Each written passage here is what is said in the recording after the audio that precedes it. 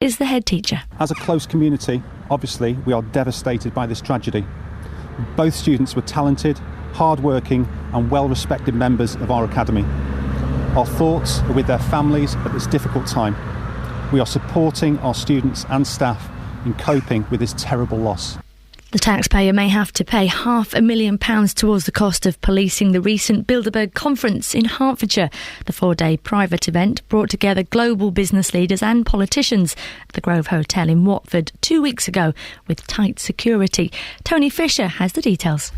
Hertfordshire Police says the total cost for policing the event is around £1 million, but organisers have agreed to contribute half that amount. The highest number of officers deployed at any one time was 241, and only 2 arrests were made. Police are now in discussions with the Home Office around funding the £500,000 shortfall. The body regulating hospitals in England has been accused of series of failings and a possible cover-up. A damning independent report, which will be published in a few hours' time, says the Care Quality Commission failed to investigate the deaths of newborn babies at a hospital in Cumbria. Meanwhile, a housing charity claims first-time buyers in Milton Keynes have no chance of buying a home for at least 10 years. Shelter has commissioned research which shows a couple who start a family in their 20s may be saving for a deposit for nearly 11 years, and single people need to save for 13 before they even get on the housing ladder. Let's turn to sport then. The Football League and Premier League fixtures are announced this morning. Watford, Milton Keynes, Dons, Stevenage and Wycombe will all find out who their opponents will be. Luton Town, though, will have their conference fixtures announced in just a fortnight's time. So weather then, we'll see the odd shower around. They'll become lighter, though, come the afternoon. Temperatures reaching 25 degrees Celsius. Get the latest news and sport online at bbc.co.uk/3 counties.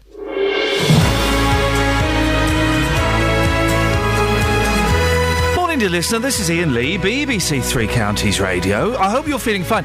I had a wonderful night's sleep and a wonderful day's sleep. 3-hour doze yesterday. That's not a doze. That's more sleep than Margaret Thatcher had, isn't it? I think 3 hours. And then, if I'm being completely honest, I spent a little bit more time in bed watching some television on my little Nexus pad. I know, yes, I dug that out.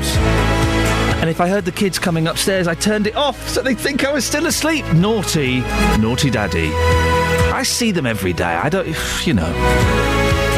Lots coming up on the show this morning. As always, be good to have your input on these things, please, including it would appear that drink driving campaigns just aren't working. 156 people have been arrested for drink driving in the Thames Valley in just 16 days. Is it time for a zero-tolerance policy on drinking and driving?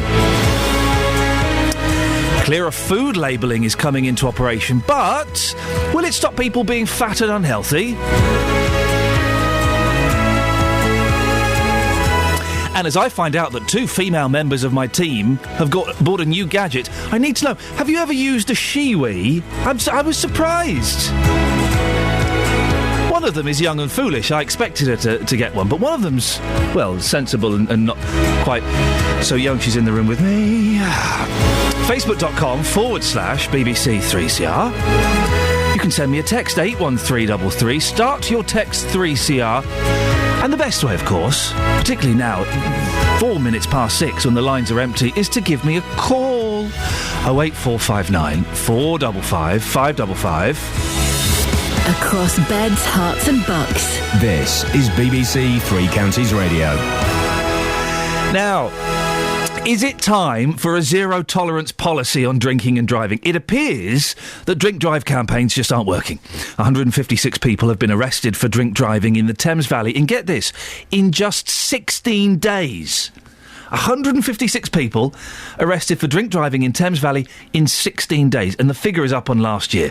Well, Tara Gungerful joins me now to tell me more. When did this campaign start? Not that long ago, June the 1st. So these figures are preliminary because the campaign doesn't finish until the end of June. Now, as you say, the police say 156 people, and it does sound pretty high, have been arrested so far.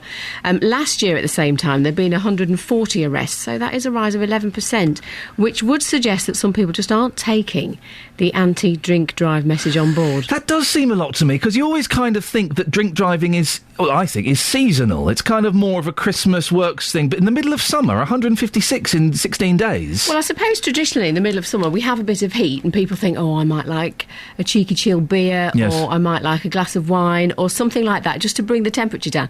We've not had that. We've not had it. Arrests don't necessarily mean charges, though, do they? No, but the police will only pull someone over and test them in the first place if they do have a justifiable reason for doing so. So they've obviously looked at someone's driving pattern to pull them over.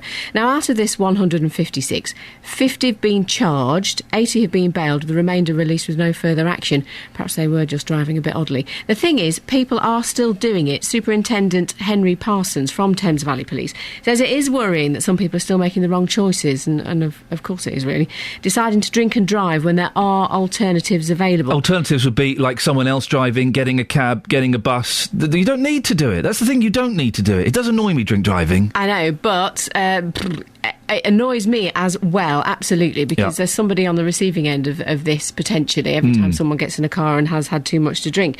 The fact that taxis can get expensive, that's no excuse, really. People can use public transport, although a lot of nice pubs are out of the way, so they have to plan a little bit more carefully. What I don't have, though, is the figure of how many of those charged were over the limit because of what they had to drink the night before. What I can tell you, though, is that the police are targeting motorists they suspect of driving while under the influence of drink or drugs, both on the way home from nights out and the morning after a heavy night. I just don't have the breakdown of that. Do we have anything about the breakdown of who was arrested? Yes, 83% were men, which is up on last year. There's actually been a 16% reduction in the number of women arrested. Now, the campaign, which is called Is It Worth the Risk? And for some, I suppose, they really do think it is, or perhaps they're just not thinking at all. I don't know if anyone can plead ignorance over this, though, because we all know it is not a good idea. Do you know what the limit is? I don't know what the limit is for drink driving. I've got no idea. Yes, it's like 80 milligrams per 100 mils of blood. So what does that mean? What does that... Well... How much could I drink in a pub and then drive? It's very difficult because it's different for each person, and it really depends on your age, the way you metabolise, your gender. There are so many different factors in it. So 80 milligrams per 100 mils of blood. If I was 79 milligrams per 100 mils of blood...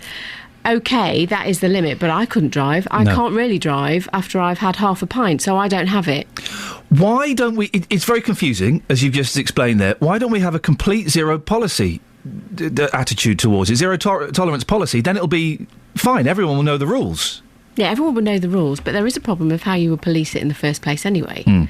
Because what would you do? Would you have a CCTV camera in the pub car park, and then the landlord has to remember who's had a drink, and then if that person who's had a drink gets into their car, he has to check on the CCTV, have a look at that, phone the police.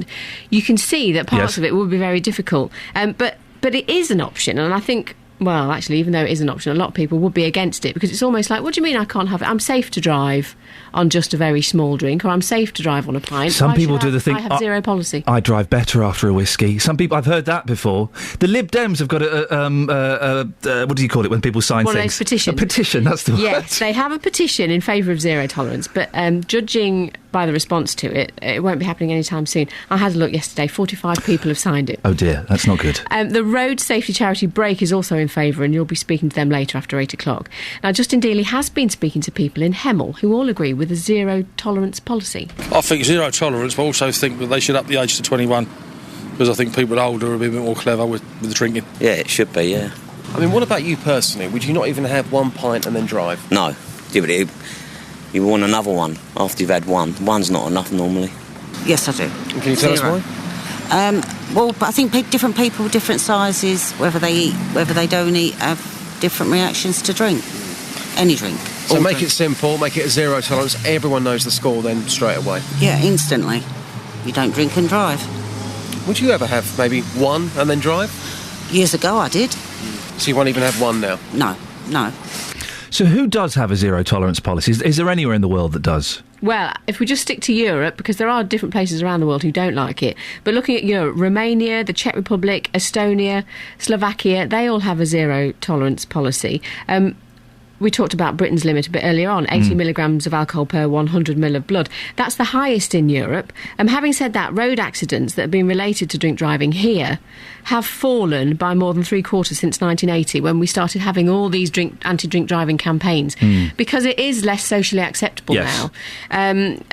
But in 2010, there were still nearly 10,000 reported road casualties that were linked to alcohol and 250 deaths. So the number is still really high. So perhaps a zero-tolerance policy would make a difference. Tara, thank you very much indeed. Well, the question, I guess, this morning is it time for a zero-tolerance policy on drinking and driving? I don't understand 80 milligrams of alcohol per 100 millilitres of blood? What does that mean? Am I allowed 2 pints? A pint? I don't know. Surely, to make things easier, it's time for a zero-tolerance policy on alcohol. 10,000 reported road casualties in 2010 linked to alcohol, 250 deaths. 08459 455 555. You can go to Facebook as well and have a little argument about this if you want. Facebook.com/BBC3CR. This is Iain Lee, BBC Three Counties Radio.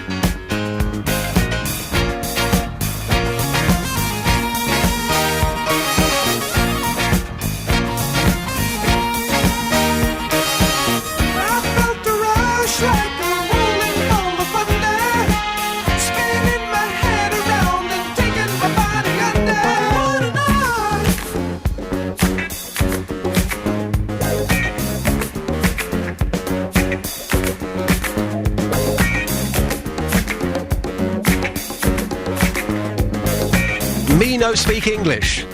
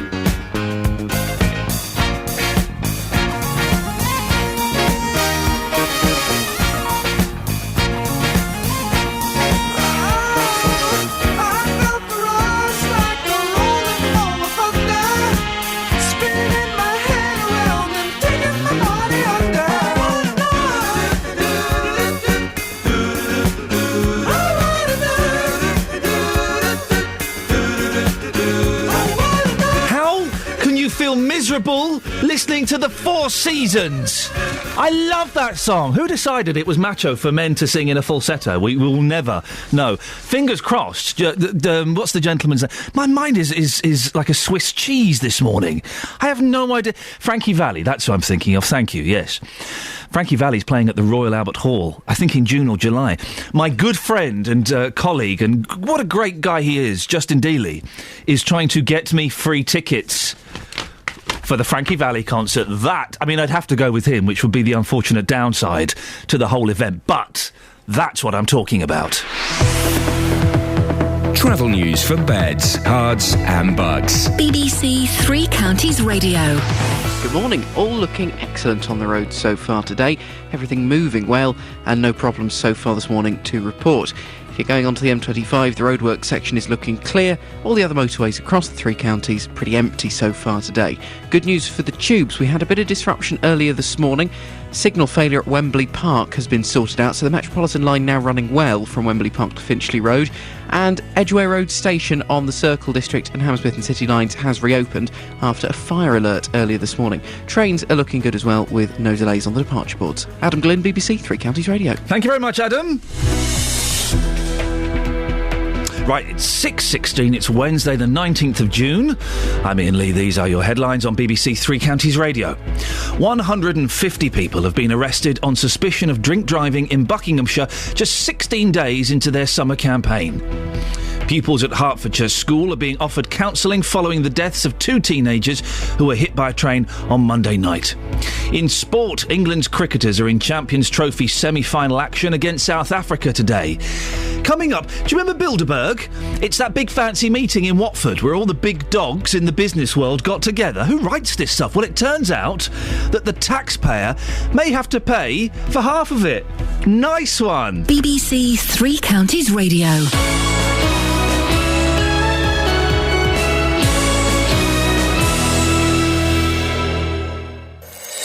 If you've missed any of the programmes from the last week, you've missed things like this. It was awful because I think my dad, I don't know whether I think he was the first celebrity really to sort of get sectioned. But there is a way you can hear it all again. I'm about to speak to Rachel Bruno. She was just 16 years old when her very famous father was sectioned. Go to bbc.co.uk/Three Counties and click on Listen Again. All of our programmes are available for 7 days, allowing you to listen to what you missed or things you'd love to hear again. bbc.co.uk/Three Counties. 08459 455 555 is the phone number. Isn't it time we had zero tolerance policy towards drink driving? I've got sunshine on a cloudy day, and it's cold outside. I've got the month of May. Oh, I guess you say what can make me feel this way. It's my girl talking about my girl. I've got so much loving, oh, the bees into me. I've got a sweeter song that I can sing than the birds in the trees. Oh, I guess you will say, ooh, what can make me feel this way? It's my girl talking about my girl.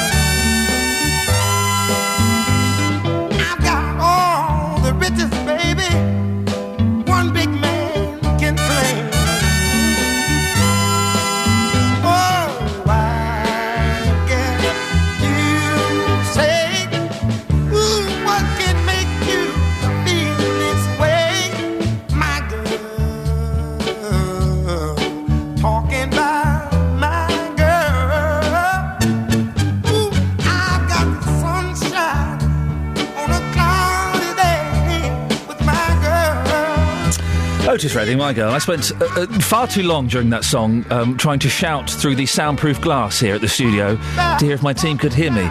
It took 5 attempts, And I now have a slightly raw throat, but what fun that was. I suggest you try and shout through soundproof glass at your work or correctional facility later on today. This is Iain Lee, BBC Three Counties Radio, 08459 455 555. Hey, do you remember the Bilderberg Conference? This is the group of people that many consider to be the New World Order, the masters, the master puppeteers behind the world and the way it's run. Well, it's emerged that when it took place in Hertfordshire the other day, it cost a lot of money. The taxpayer may have to pay £500,000 towards the policing of it. The 4-day private conference of global business leaders and politicians, a.k.a. very rich people, took place at the Grove Hotel in Watford 2 weeks ago amidst tight security. The total cost for policing the event is around £1 million, but organisers have agreed to contribute half that amount. Well, joining me now is our conspiracy theory correspondent, Justin Daly. Good morning, Justin. Hello, Iain. No, I wasn't here during Bilderberg, so I can't say where I was for security reasons. I reckon you were there. A lot of people thought you were there, you know. A lot of movers and shakers were there, Justin. That's all I'm going to say. I am indeed a mover and what I like to call a shaker. Yeah. Remind us what Bilderberg is. Very exciting. Founded in May 1954, Bilderberg is an annual conference designed to foster dialogue between Europe and North America.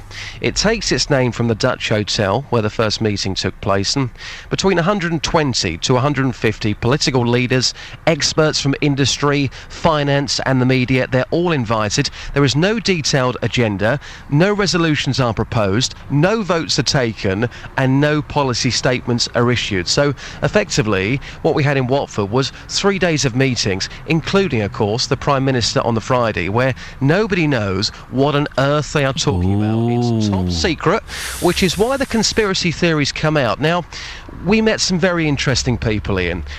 Now, when you say interesting people, do you mean nut jobs? Your word's not mine. Yes. I was there on the Wednesday evening. It was your word in the office yesterday. Sorry. Okay, right. On the Wednesday evening when I turned up, there was probably, 5 protesters there.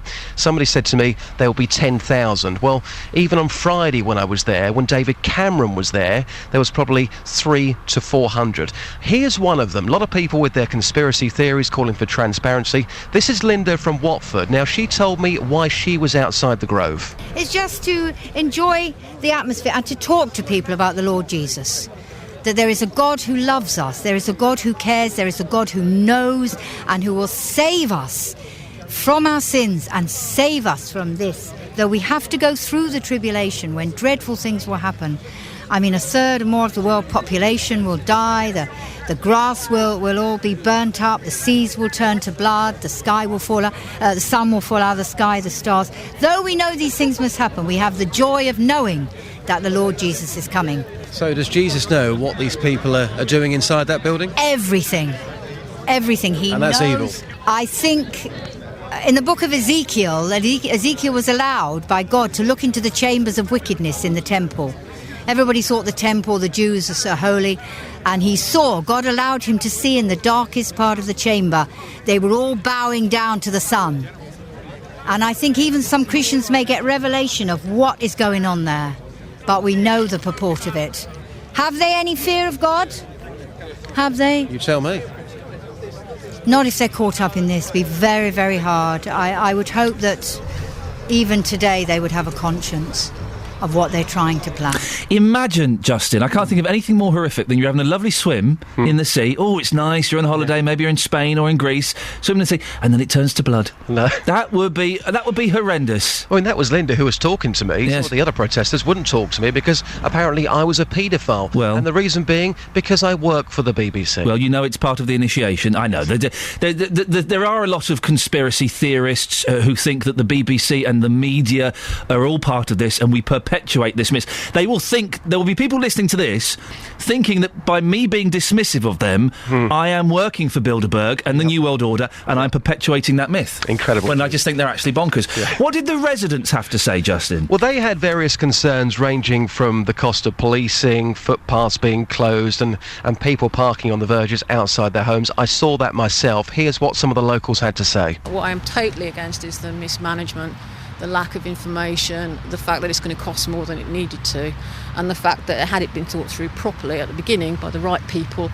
we wouldn't be in a position of every day having to scour the website to find out what's going on in our own environment. I sympathise with people that want to come and just take a stand against it. I don't entirely agree with it myself, that these types of things happen behind closed doors.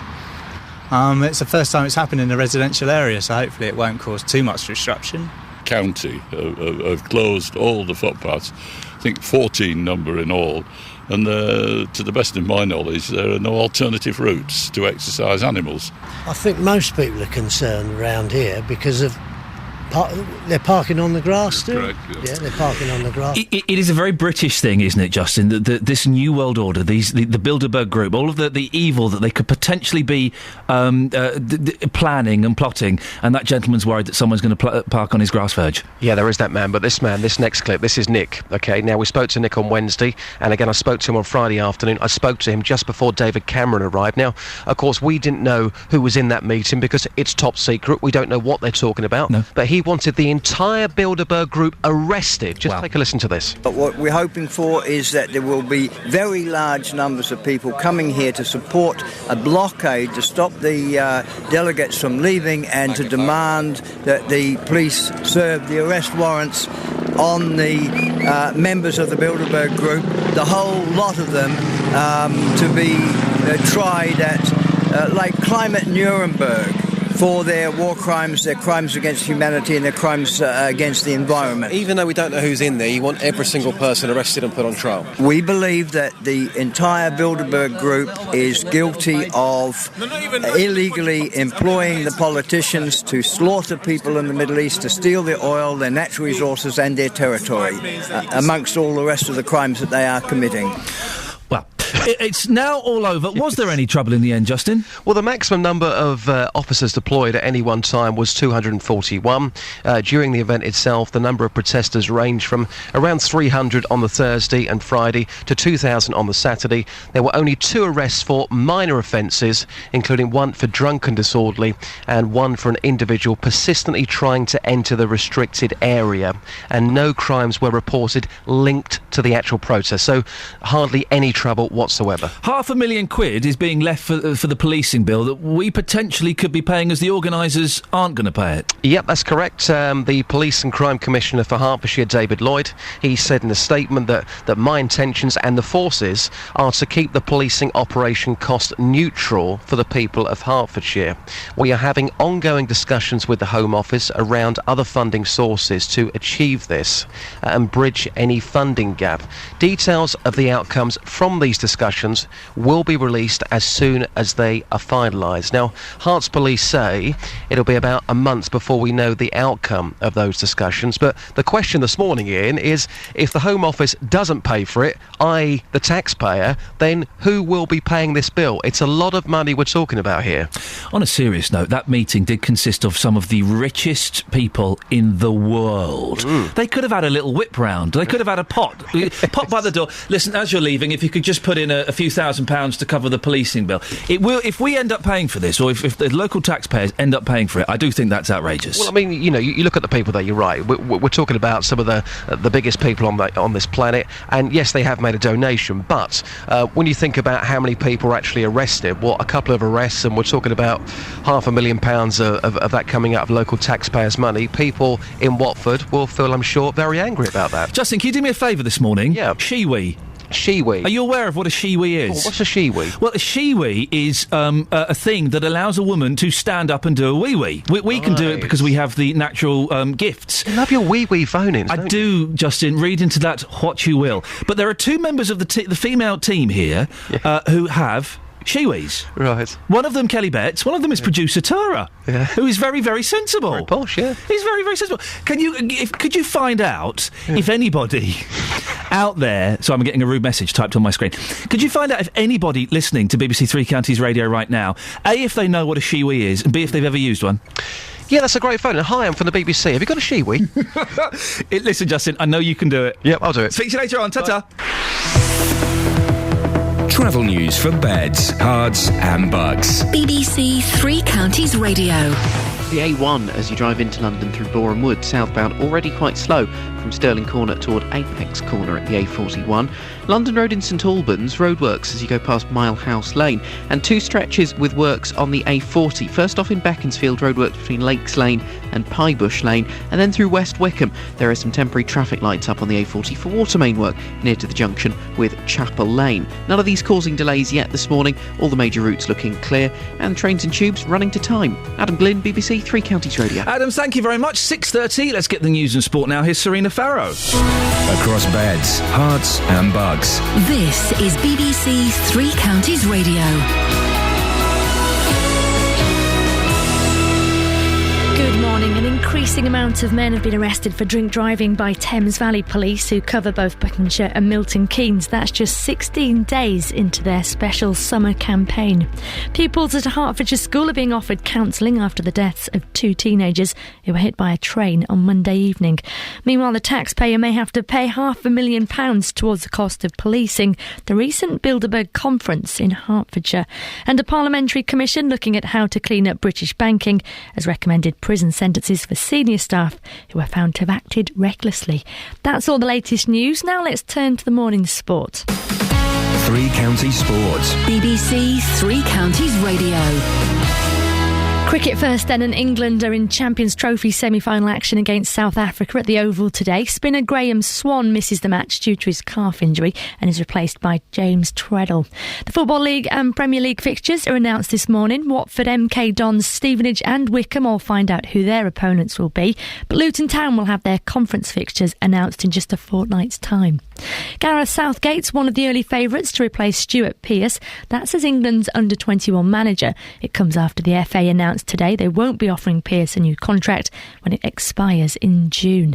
Tennis now then, and Laura Robson continues her preparations for Wimbledon. She's playing the former world number 1 later, Caroline Wozniacki. That's in the second round at Eastbourne. Robson, though, recently lost to the star in the first round of the French Open, but she reckons she can raise her game. I find it a tad easier to play against high-ranked opponents because I go out there with nothing to lose, but I think, Caroline is definitely a tough opponent, so I'm going to have to play well. BBC Three Counties Radio, more from me at 7.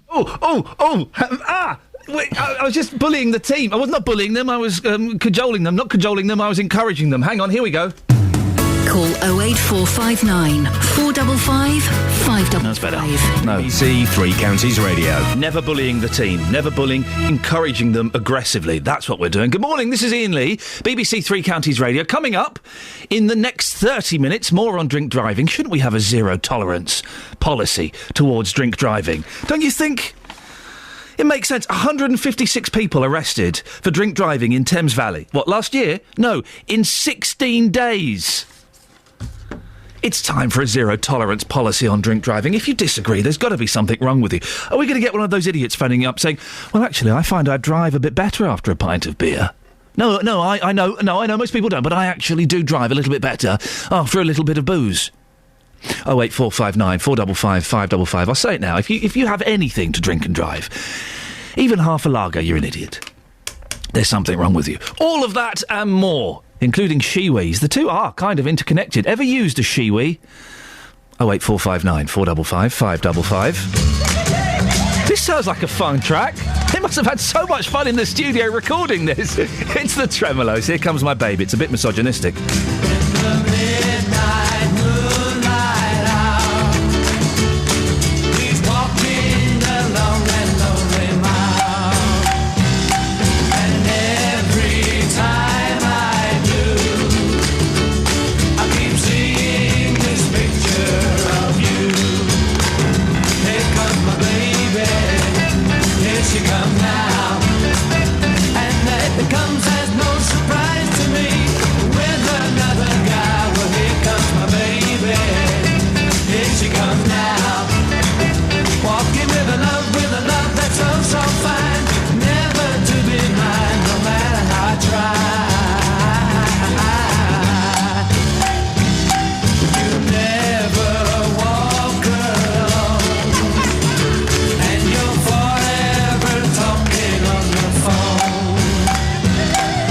Try to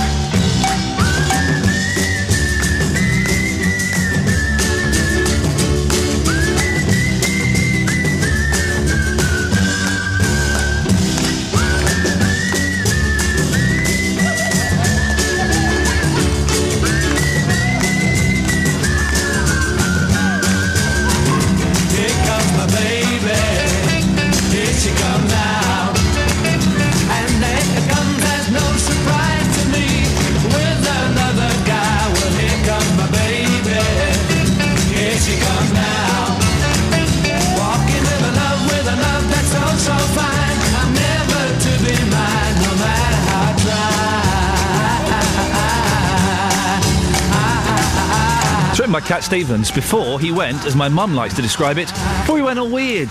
Oh, you mean converted to Islam, Mum? Yeah.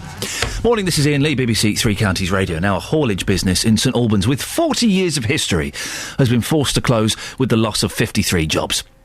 Bill Chippington Haulage had an 80-vehicle fleet, but is now in the hand of administrators. UK-based hauliers face increasing economic challenges in a bid to stay competitive. Figures from the Road Haulage Association show a UK-based haulier pays at least 37% more for fuel than the average European haulier. Well, Linda White is from the Road Haulage Association in Bedfordshire, Herts and Bucks. Morning, Linda. Very bad news for the local economy, but I guess it's a sign of the times with the pressure that UK hauliers face. Oh, good morning, Ian. Yes, unfortunately, hauliers are under immense pressure at the moment. And obviously, as you said, one of the biggest pressures is the fuel price. And so whilst the cost of fuel fluctuates, duty is the killer to the hauliers.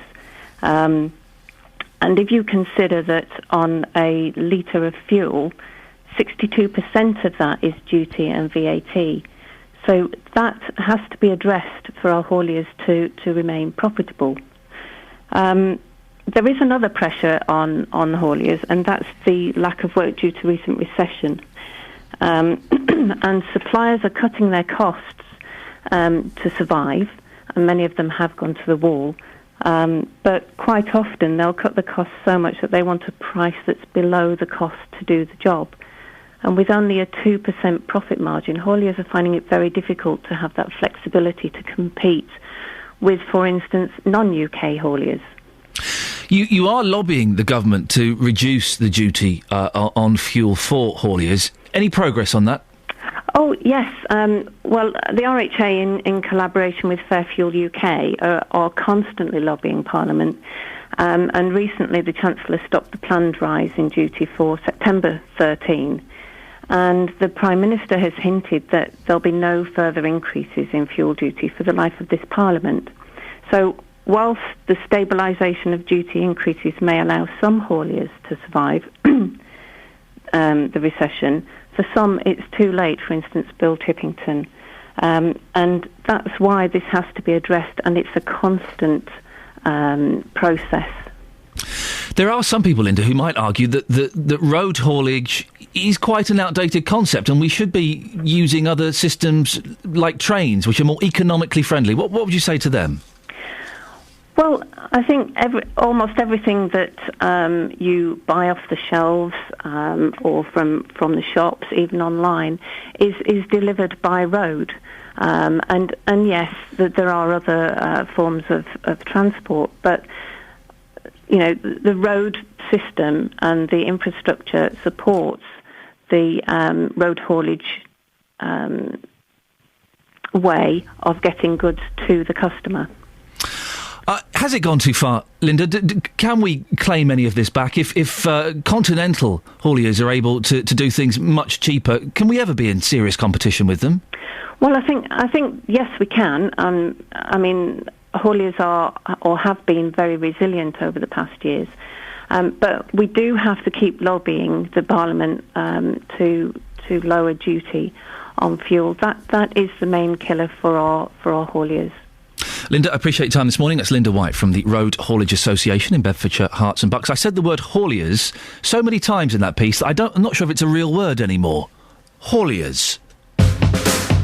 Across Beds, Herts and Bucks. This is Iain Lee. BBC Three Counties Radio. Hauliers. It sounds like an Eastern European beer. Now, these figures I find incredible. We've checked and double-checked and indeed triple-checked them. 156 people have been arrested for drink driving in the Thames Valley in 16 days. That's not in a year. That's not in a month. That's in 16 days. I find that incredible. Isn't it time we had a zero-tolerance policy for drink driving? You have a drink, you don't drive a car. It's all very confusing with the 18 milligrams of alcohol per 100 millilitres of blood. I don't know, what does that mean for me? Brian's on the M1. Brian, you've got experience with drink driving, is that right? Yeah, I lost my driving licence last August. I've only just got it back for drink driving. Tell me what happened? Well, I've been out on a Sunday afternoon, and literally saw my car in the high street. My car was parked in the high street, and I thought, oh, I better move that, because otherwise in the morning I'm going to end up with a parking ticket because I'll be gone to work. And in hindsight, I should have left the car there and took the £65 parking ticket, but no, I decided to move my car. Police officer just pulled me over because I've got a bulb out or something. Yeah. Checked the car and obviously smelled it on my breath. And how much had you had to drink, Brian? Probably 2 or 3 cans of lager. Right. And at what stage did you realise this was actually quite serious and you could probably lose your licence? The next day when I was sitting there talking, well, I realised it was quite serious when I failed the breath test and they took me down to the police station. Right. And what did you say to the copper? I'm just moving it round the corner, mate. He said to me, he said, you know, you smell alcohol on your breath, have you been drinking? And I put my hands up and I said, well, yeah, I have. I said, I'm not going to lie to you. Yes, I have. Did you expect to lose your licence, Brian? Do you think you deserved it? Brian? Brian's gone. Well, that's Brian. Just got his licence back after 9 months. Isn't it time that we had zero tolerance? I never understand. Hey, the 70s and the 80s were full of boozy drivers. And the culture was different back then. It was kind of, yeah, listen, I've had a few pints. Many, many years ago, I was in a car with someone who had had a drink and drove, and it was awful. And I was saying, it was a girl, I really don't think you should be doing this. Really don't think you should be doing this. And we did, and it was around the corner, and it was fine. I vowed never to do it again, never get into a car with a boozy driver again. 08459 455 555. Isn't it time we had a zero tolerance? Brian, we just lost Brian there, but he was telling the team earlier on he felt very fortunate not to lose his job over this. And the consequences are huge, aren't they? Absolutely huge. Listen, there's a cracking story I want to do in the Express, but I want to do it a bit later on, because it warrants a little bit of time, this story in the Express. Let me just give you the headline. Counsellor who says he had baby with alien lover defies calls to quit. OK. Now, if that doesn't keep you listening, I don't know what will. Another thing I noticed in the newspapers yesterday. Birds of a Feather is coming back for a new series. OMG! There was something like, I may have got this wrong, 150 episodes of Birds of a Feather. Don't people realise it was rubbish? It wasn't funny. You had Leslie Joseph playing... She was the old tarty one, wasn't she? What was her... I don't even remember her name. Doreen or something? Noreen. Nolan. What was it? Stephen Nolan. What was her name? Dorian. That was it. Dorian. Thank you. That's producer Tara there. Were you a fan of it, producer Tara? Did you enjoy the Birds of a Feather? Was it your thing that you used to watch? I used to watch it a little bit. Because there was nothing else on. Oh, see, that's a sad... Why don't you turn the TV off and go and read a book, or go and make love, or go for a walk in the countryside? I was living at home with my mum and dad at the time. That would have gone down to... That would have certainly... just telling this off, Mum, we're going to... No, that would have been awkward. But it wasn't funny, though, was it? There were bits of it that were funny. I used to quite like it when Dorian came through the kitchen door wearing something ridiculous. Bit of lycra with her hair heavily permed. I'm learning so much about you. One, that you own a Shiwi, and you look quite respectable. Two, that you found Birds of a Feather funny. Disappointed on both counts. It changed, though, when the men came out of prison. They had to stay in prison. You see, that's the thing. They jumped the shark, I believe, is the phrase. Why would anyone... Birds of a Feather, it will be coming back. It'll be on ITV. Birds of a Feather. OK, let's go through the list of unfunny sitcoms, shall we? Adam Glynn can wait for this. Birds of a Feather. Keeping Up Appearances. Hello? Are you serious? And two, I always like to throw into the mix. Fawlty Towers... And Del Boy, Only Fools and Horses, rubbish. You plonker, Rodney. Cyril! Manuel! Utter tosh. 08459 455 555. Travel news for beds, cards and bugs. BBC Three Counties Radio. Starting to slow up in some of the usual spots. The M25 anti-clockwise, pretty heavy from Waltham Abbey to Enfield going into the roadworks section, and of course the 50-mile-an-hour speed restriction. As you continue anti-clockwise, it's very slow from the M1 toward Kings Langley, junction 21 to 20, and heavy as you go past the M40 at junction 16. On the M40, not too much traffic yet this morning. It's looking clear past High Wycombe.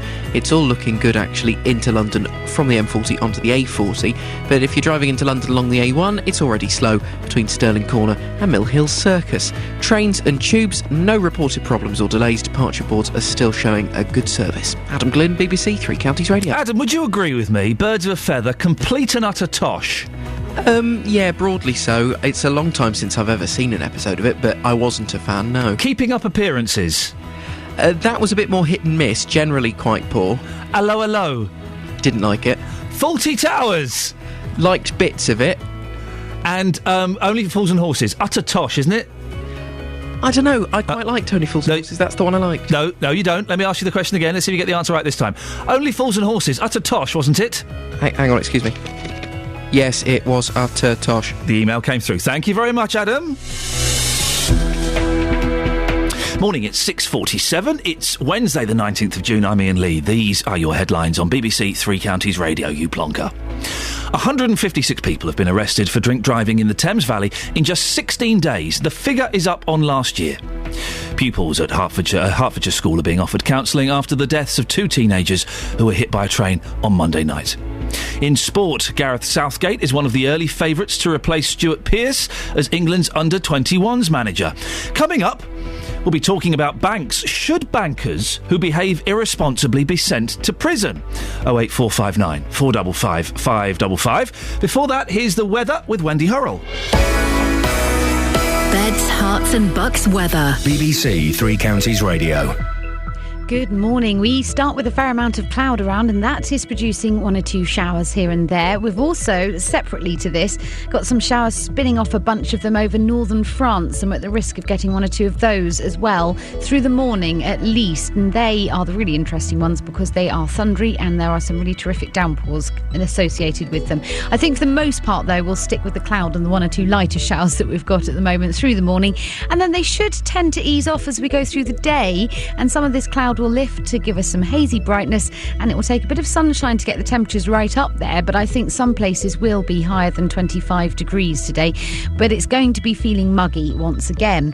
Now, as we go through the evening and overnight, we're still at the risk of getting some showers here and there, but it's really in the early hours of the morning I think that they will become more prevalent. Temperatures overnight won't fall very far, 13 to 15 degrees Celsius, so a pretty sultry old night. And the showers tomorrow, again, potentially quite heavy and thundery, and they look like they're going to move through in the first part of the day, giving us something a little bit drier and brighter towards the end of the day, with temperatures feeling fresher, up to about 18 or 19 degrees Celsius. Friday is looking like a generally fine day. There may be 1 or 2 showers here and there, rather unsettled and much cooler for the weekend. That's how it's looking this morning. Thank you very much, Wendy. Every weekday from 12, Nick Coffer brings you great guests. Julian Clary, welcome to BBC Three Counties Radio. Legendary Genesis guitarist Steve Hackett, Supertramp frontman Roger Hodgson, Carol Decker of Tapao fame joins me now. Great conversations. China in your hand is about the fragility of your dreams and that you should be careful what you wish for. Something very addictive about making people laugh is standing on stage and every few seconds getting that hit of a laugh. Nick Coffer. Weekdays from 12 on BBC Three Counties Radio. So this Shiwi thing, I've heard of them. I know what it is. I think I even know what it looks like. I'm surprised that 66% of my team, female members, of course, steady, own one of these things. Do you own a Shiwi? Have you ever actually used it? Why would you want to do a wee standing up? What's wrong with the crouch? You know, give us a call. Oh, is it more, too much more than a pretty face? It's so strange the way he talks. It's a disgrace. Well, I know I've been out of style for a short while, but I don't care how cold you are. I'm coming home soon. I'm gonna make you a star. Yeah. Well, he say he's into his music, but I don't believe it. He just doesn't seem to understand the rock media. Well, I know I'm not super hip,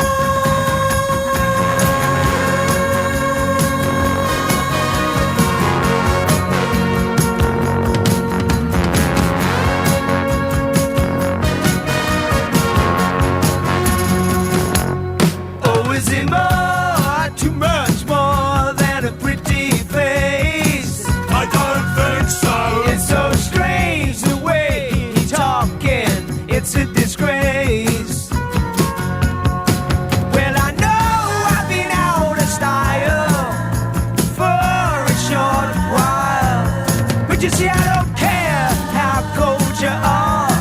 I'm coming home soon. I'm gonna make you a star.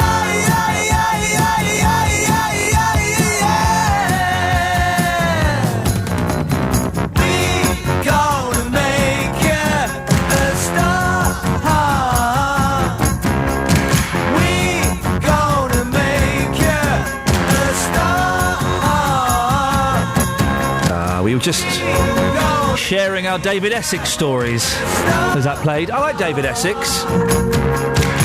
Can't we get him in one Friday morning to do a bit of music? Let's get David Essex in. Kelly Betts, you met him. Make it happen. Make it happen. Can you do that for me? Can you get David Essex to come in? Speak into the microphone and then we can hear you. Can you get David Essex into the studio one day? Hiya. Hi there. I'll do that right now. Can you give him a call now? David, can you come in? Yeah. He's coming in. There we go. It's sorted. We're the BBC. We can do things like that. Should bankers who behave irresponsibly be sent to prison? Well, that's one of the recommendations being made by the Commission on Banking Standards set up by the government. It says new laws are needed that could see reckless bankers sent to prison. The commission was chaired by the Conservative MP Andrew Tyree. I expect it's a power that would rarely be used. It's a nuclear deterrent, but it's there. It's a tool that could be used and which we intend should alter behaviour well prior to getting to that point. Well, our reporter James Alexander has got more on this. James, most people will probably think that sending bad bankers to jail is a good idea. But is it really going to happen? Well, the Chancellor has asked for these ideas. He set up this commission last year after a number of scandals, you remember, involving Britain's banks. This morning, the Treasury has welcomed the report. It's promising a swift response. An influential group of MPs, Lords, religious leaders, including the Archbishop of Canterbury, and they want a new offence to be created called reckless misconduct in the management of a bank. Now, this couldn't be applied retrospectively, so you might think this is shutting the stable door after the horse has bolted, but it could mean in future bankers who behave badly could go to jail. And what about bankers' pay, which seems to be creeping back up to astronomical levels that we saw before the banking crisis? Yeah, and the Commission isn't happy about the amount bankers get paid. It says their bonuses shouldn't be capped, as the European Union wants, but big bonuses should be withheld for up to 10 years. So if their bank then needs to be rescued in a taxpayer bailout, any bonuses could be cancelled. And the report also suggests RBS should be split up, and it wouldn't necessarily work in the favour of the general public, would it? Yeah, complicated this, Ian. RBS 80% owned by the taxpayer. The Commission says it's not ready yet to be sold back to the private sector, and what they want to do is split it into a bad bank that holds all the problem debts and a good bank that could be sold more quickly. Now, this won't be easy. The Chancellor expected to set out his plans for RBS and another part state-owned bank, Lloyds, in his annual Mansion House speech tonight. And what's been the reaction so far, James? Well, some city types are not happy. One says it's unfair to prosecute a banker who may make a bad business decision in perfectly good faith. There's also a warning it could lead to an overly cautious approach. Directors may decide lending is too risky, and this could stifle economic growth. James, thank you very much indeed. 08459 455 555 is the telephone number if you want to give us a call. What do you think? Bankers being sent to prison? They do need to be held accountable for what they've done. I know there'll be lots of bankers going, it's not fair. Tarquin, it's not fair. It's not my fault. But Martin's in Woburn Sands. Good morning, Martin. Morning, Ian. Martin, you've called in about television. Are you excited about the return of Birds of a Feather to our screens? Yes, I'm that excited I'm going to take the dog for a walk. Yes, you go and take the dog for a walk and calm down. We get to see Dorian dressed up in inappropriate clothes again. Yeah, well, Birds of a Feather was very, very mild and bland, but at least it wasn't as bad as Ricky Gervais's The Office. That was the worst TV so-called comedy I've ever seen. Hang on a second, Martin. You're a lone voice in a wilderness. You didn't like The Office? I thought it was rubbish. It made me cringe. I thought I was the odd person out, and I tried to watch it to see if I could understand it.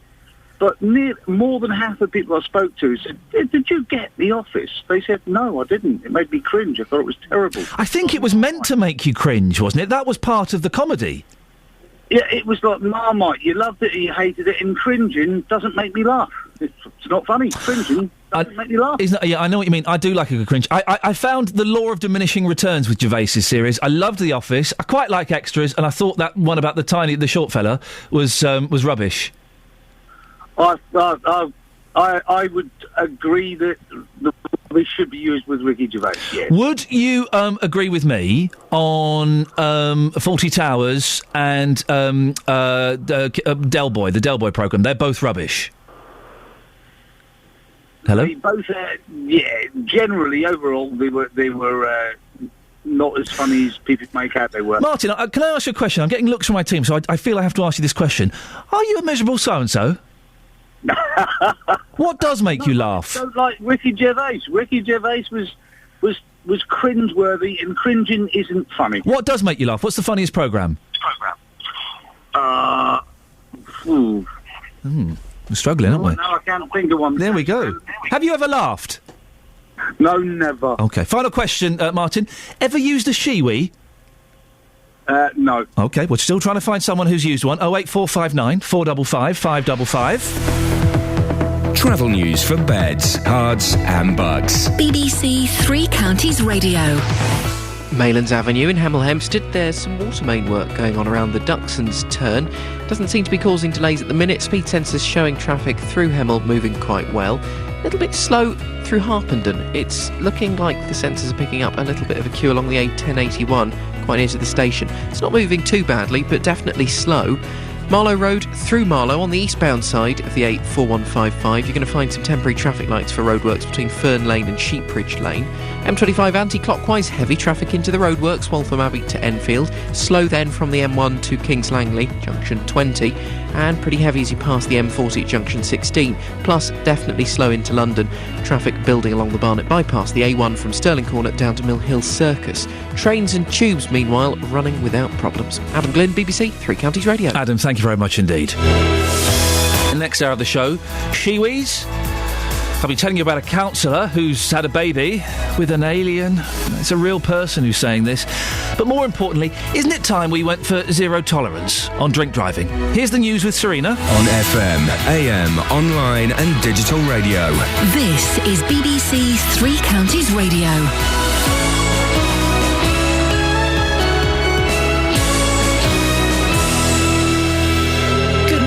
7 o'clock, the headlines. Increase in men arrested for drink driving in Thames Valley. Secret conference in Hertfordshire comes at a hefty price. A new food labelling scheme is launched. BBC Three Counties Radio. Thames Valley Police, who cover Buckinghamshire and Milton Keynes, say they've arrested over 150 people on suspicion of drink driving, just 16 days into their summer campaign.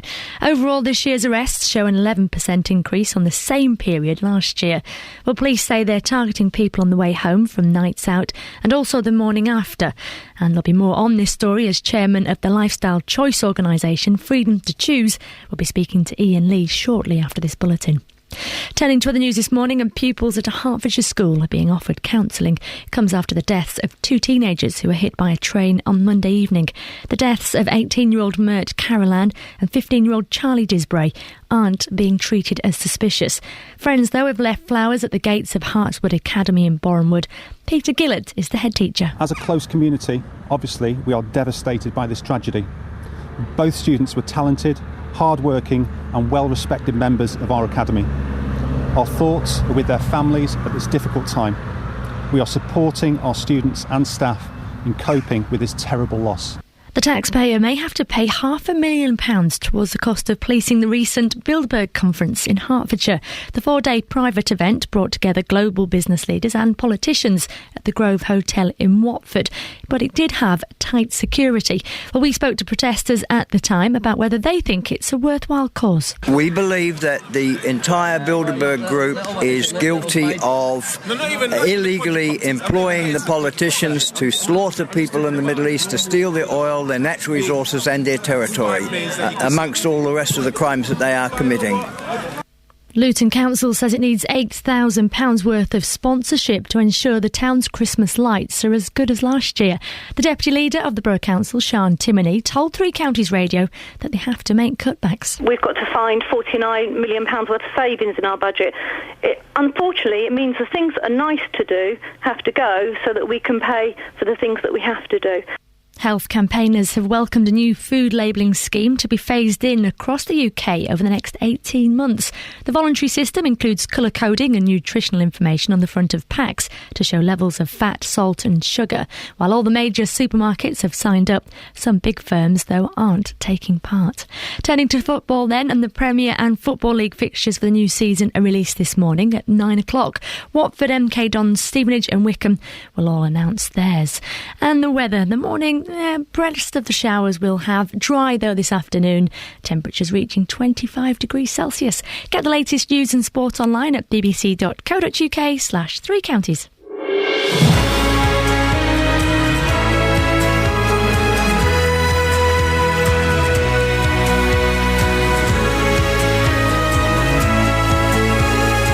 Thank you, Serena. Morning. This is Iain Lee, BBC Three Counties Radio. It's Wednesday.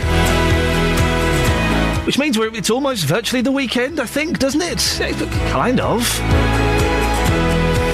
Lots coming up between now and 8 o'clock. As always, be good to get your opinions on this. I'll give out the phone numbers and the contact details in a bit. But in the meantime, it would appear drink driving campaigns, well, they're just not working.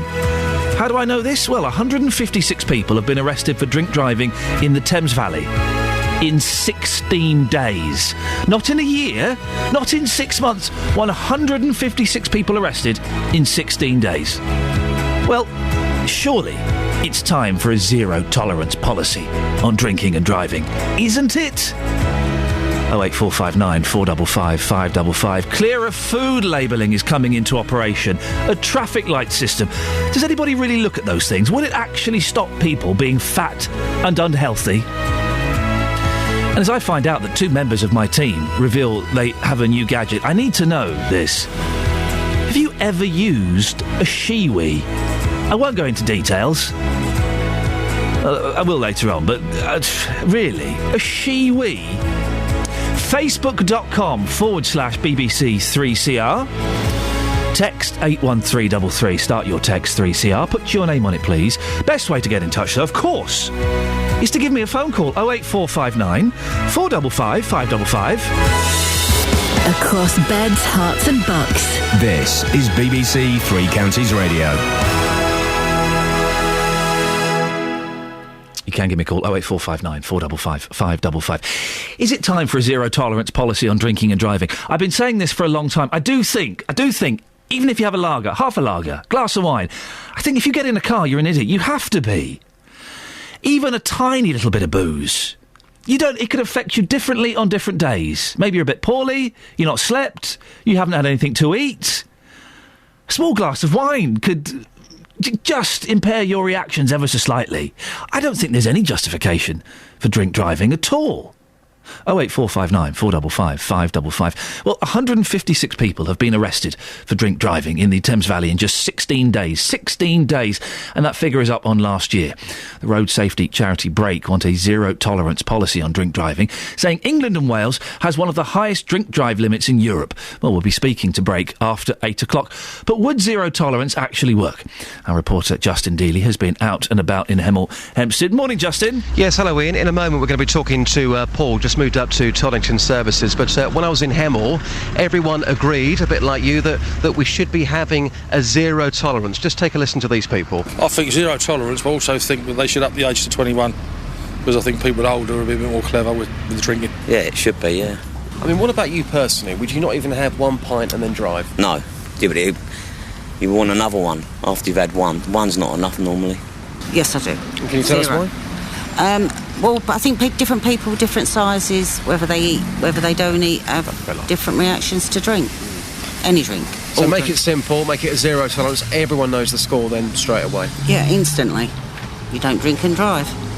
Would you ever have maybe one and then drive? Years ago I did. So you won't even have one now? No. Well, people against it there, Justin. You've got someone with you, have you? Yeah, I've got Paul with me. Paul, you're a lorry driver, talking about zero tolerance. We heard from 3 people there that say we should have a zero tolerance. Ian back in the studio thinks that we should be having a zero tolerance. What do you think personally, Paul?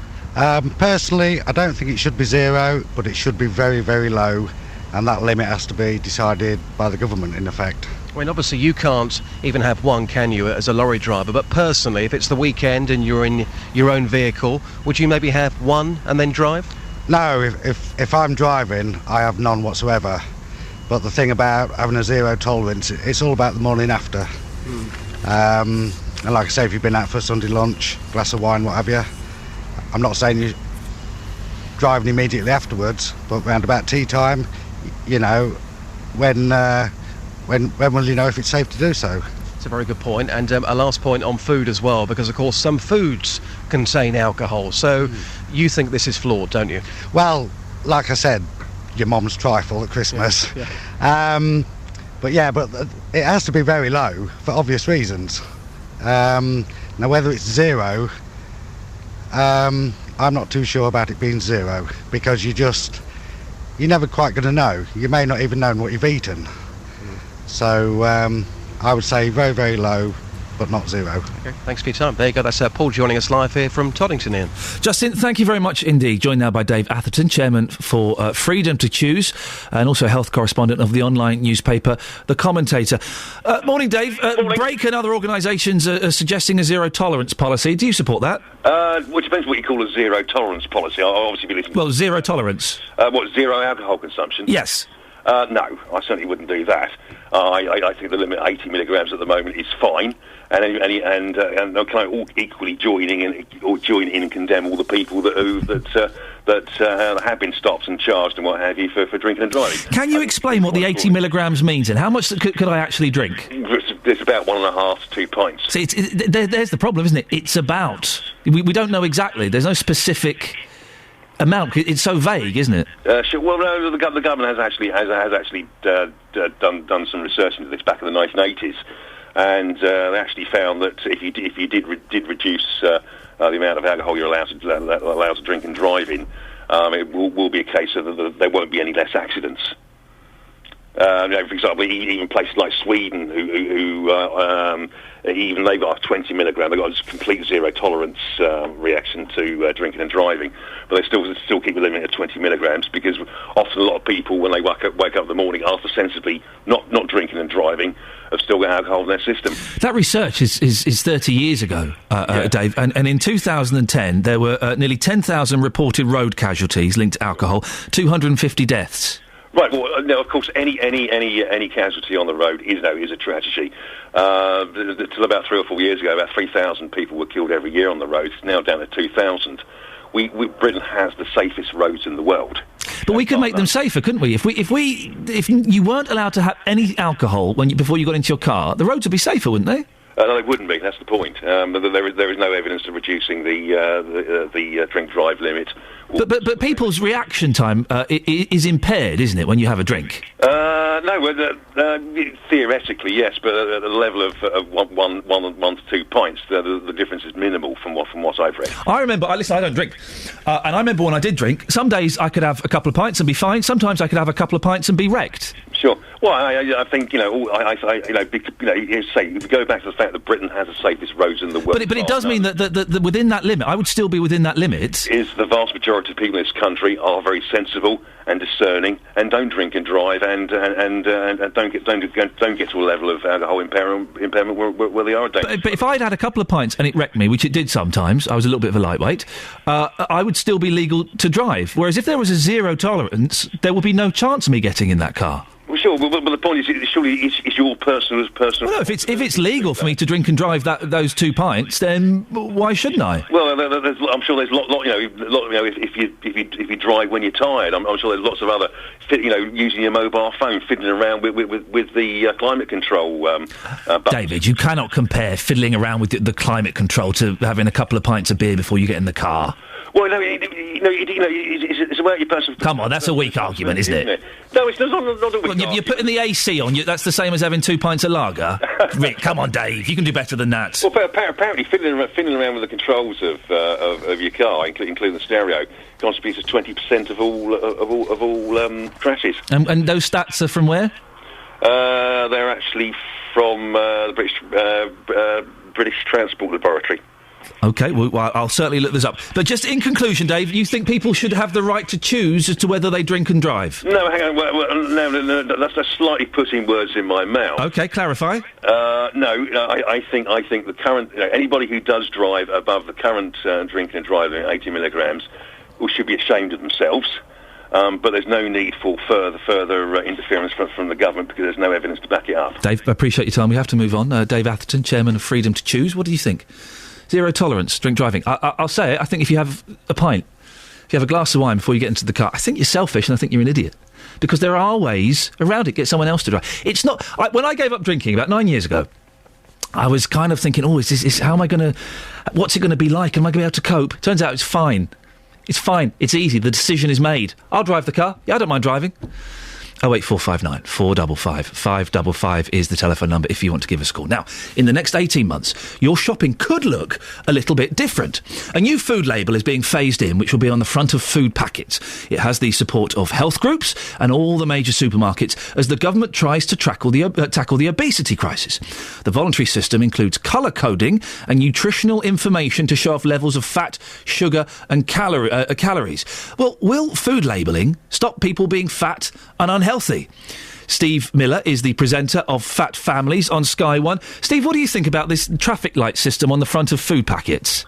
Well, I've got to be honest. Good morning, by the way. Morning. I didn't actually know much about it until about half an hour ago, and I've got to say that I'm pretty cynical. And the reason that I'm cynical is that we have pumped out so much health education over the last 10 years to help try and fight the obesity epidemic, and it hasn't done anything. So do I think a traffic light system will work? No, I don't. And I'll tell you why. Because of 10 years' experience working with people with an obesity problem, these people aren't stupid. They actually know what to eat. So, I've got to be honest, I think there's more chance of me coming down your chimney at Christmas than this fight, reducing obesity significantly. What's interesting as well is some of the big companies, like Coke and Cadbury's, are saying, yeah, we're not having anything to do with this. So if Coke and Cadbury's aren't getting involved, it renders it almost pointless, doesn't it? Well, absolutely. And to be quite honest, I don't blame them because... if I have full-fat Coke, then I know there's more calories in it than if I have a diet one. Food choices, as I keep coming back to, are common sense. And also, the other thing to add is if you go onto Google and you put in a search, what to eat to be slim, you'll get over 10 million page results. So yet again, what we're doing is we're going to confuse people. We're going to pump yet more information out there in terms of food labelling. And I've got to be frank. I just don't see it working because losing weight is all about motivation and mindset rather than looking at a label. When you walk around the supermarket, people putting pizzas in their trolley. They don't put pizzas in the trolley thinking, "Oh, this is good for me." They know the choices. And that's why I sense that this is a huge waste of money, especially in times of austerity. I'd rather have that money spent on cancer care or treatment, pump the money into treating people with life-threatening illnesses. Steve, I know you've got a busy morning. I shall let you go. That's Steve Miller, the presenter of Fat Families on Sky One. He doesn't think the traffic light system is a good idea. It isn't, is it? Isn't it a little bit patronising? What does it mean? Oh, this food's a green... so I can have 3 of these. This food's a red, I'll only have 1. We know enough. We know what's good for us to eat, don't we? I can't believe there is anybody listening to this who doesn't know if you eat pizza and burgers every day, you get fat. If you eat salads most of the time, as long as they're kind of healthy, and you'll be a little bit healthier and a little bit slimmer. I mean, that's a pretty simplistic outlook at it, but that's basically how it works. 08459 455 555. Travel news for beds, cards and bugs. BBC Three Counties Radio. London bound, the M1, heavy traffic between Junction 9 at Redbourne for the A5 and Junction 7 as you come down past Hemel Hempstead for the A414. Anti-clockwise M25, you're still going to find it pretty stop-start. The traffic's tailing back a little bit further now from the M11 through toward Enfield, the A10 and the roadworks section, which continues from Junction 25 through toward 23 at the A1M. It's also busy from the M1 to Kings Langley, Junction 21 to 20, and from Maple Cross to the M40, Junction 17 to 16. If you're driving into London, it's stop-start along the A1, the Barnet bypass looking busy from Stirling Corner down to Mill Hill Circus, while if you're commuting by rail or by tube this morning, your journey should be a good one, because at the moment there are no reported problems. Adam Glynn, BBC Three Counties Radio. Thanks, Adam. Speak to you in 15 minutes. Right, 7:17. It's Wednesday, the 19th of June. I'm Iain Lee. These are your headlines on BBC Three Counties Radio. 156 people have been arrested for drink driving in the Thames Valley in just 16 days, and the figure is up on last year. Pupils at a Hertfordshire school are being offered counselling after the deaths of 2 teenagers who were hit by a train on Monday night. In sport, Gareth Southgate is one of the early favourites to replace Stuart Pearce as England's under-21s manager. Coming up, we'll have more on the Bilderberg conference. It turns out the taxpayer could be paying for half of it. Nice one, millionaires. 08459 455 555. BBC Three Counties Radio.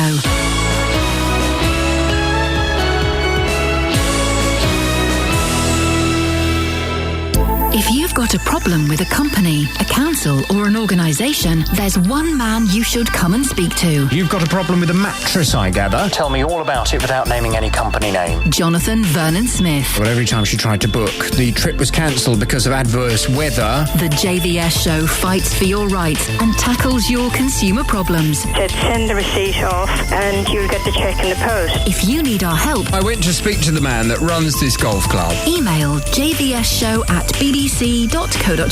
I'm just very pleased that you've got the money. And we could do the same for you. Thanks ever so much, Jonathan. The JVS show on BBC Three Counties Radio. It is good. Oh, it's very, very good. Definitely worth having a cheeky little listen to that. Now, drink driving. 156 arrests in 16 days in Thames Valley. I know it's mad, isn't it? Isn't it time? Drink driving arrests. Isn't it time we had a zero tolerance policy towards drink driving? Doesn't make any sense at all. You're allowed to drink and then get in a car. It's a bit ridiculous. Dave's in Luton. Morning, Dave. Good morning, Iain. Should we have a zero tolerance? What we should do in this country now, we've done it on the cigarettes, is cover all this drink and beer and wine up. Cover it out of sight instead of going into these supermarkets and falling over these great big high stacks of beer, wine, every at reduced price. Buy one, take one free.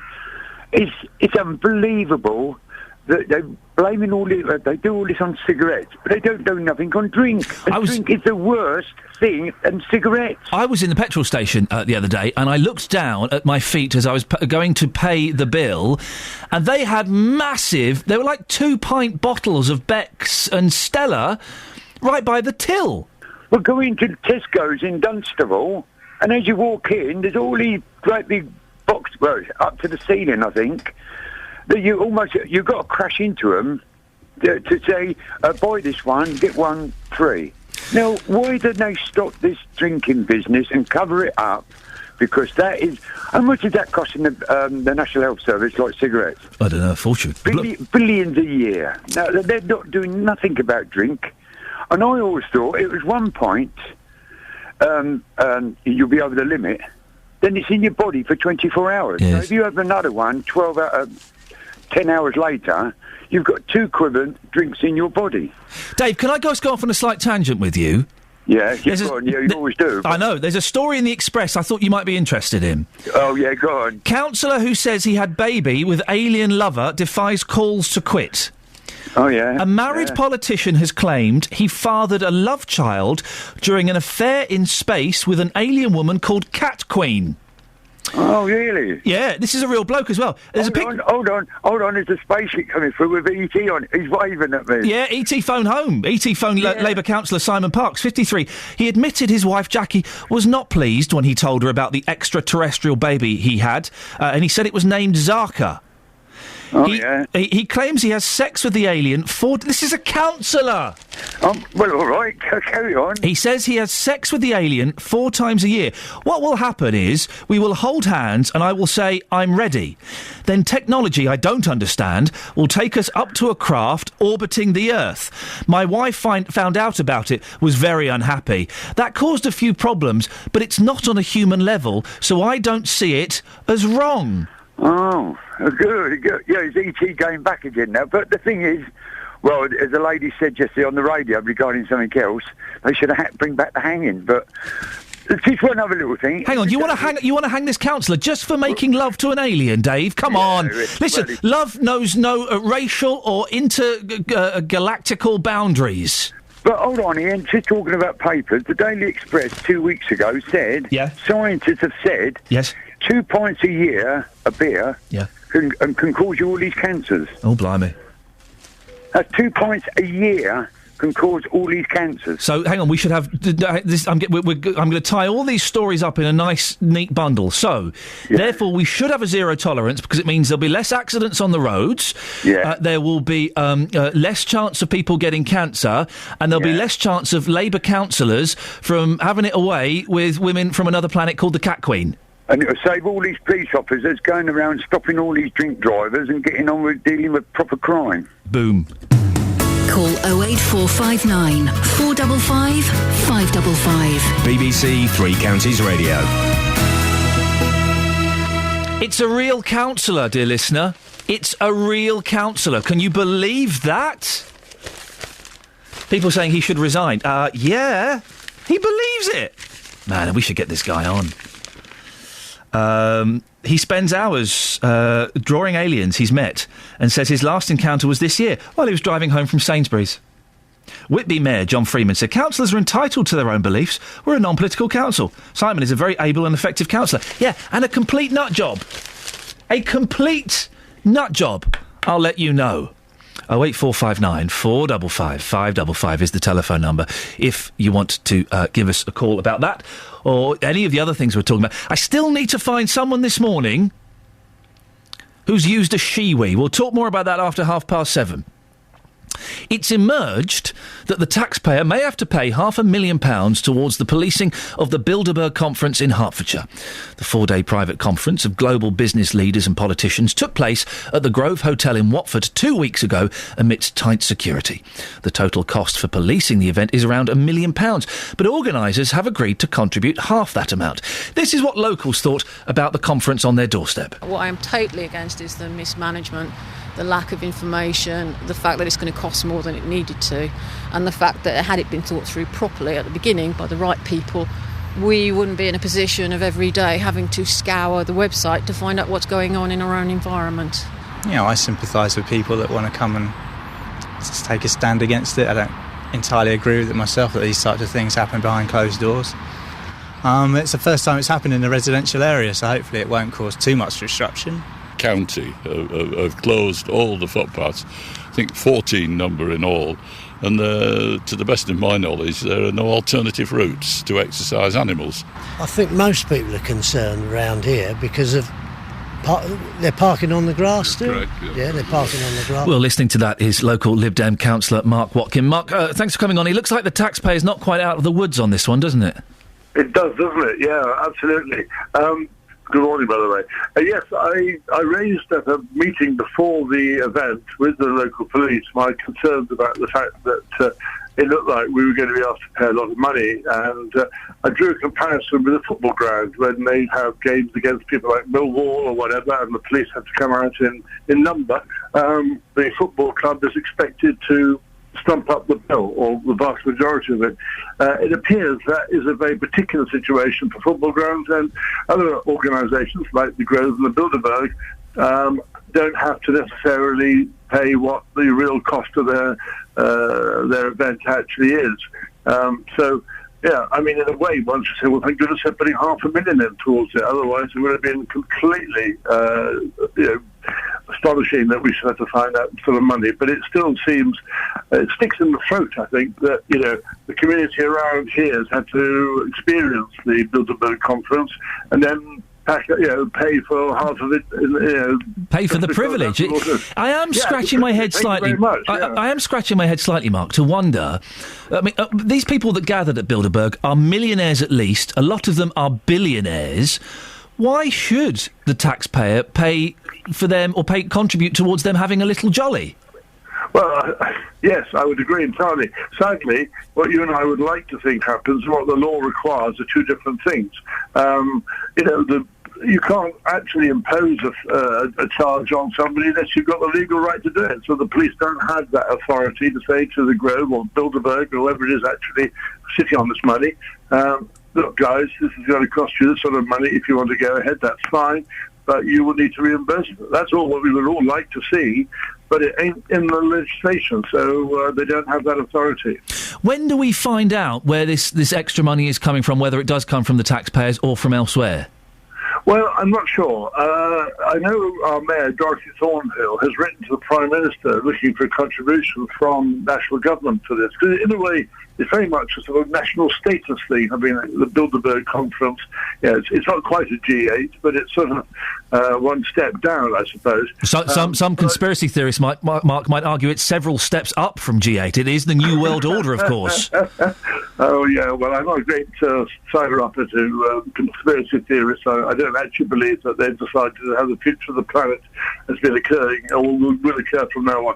No, let's just go back to that point. I'm actually fearing it will come out of the county's police budget, which eventually means that we may have to pay more in next year's council tax to fund it. Well, I suppose they were sitting on £500,000 waiting to be spent in case somebody decides to have a contract. We know the police budget in that area in particular is already quite stretched. Finally, Mark, would you like to see another event like Bilderberg being hosted at the Grove again? Well, I mean, the straight answer is, of course, no. It causes major disruption.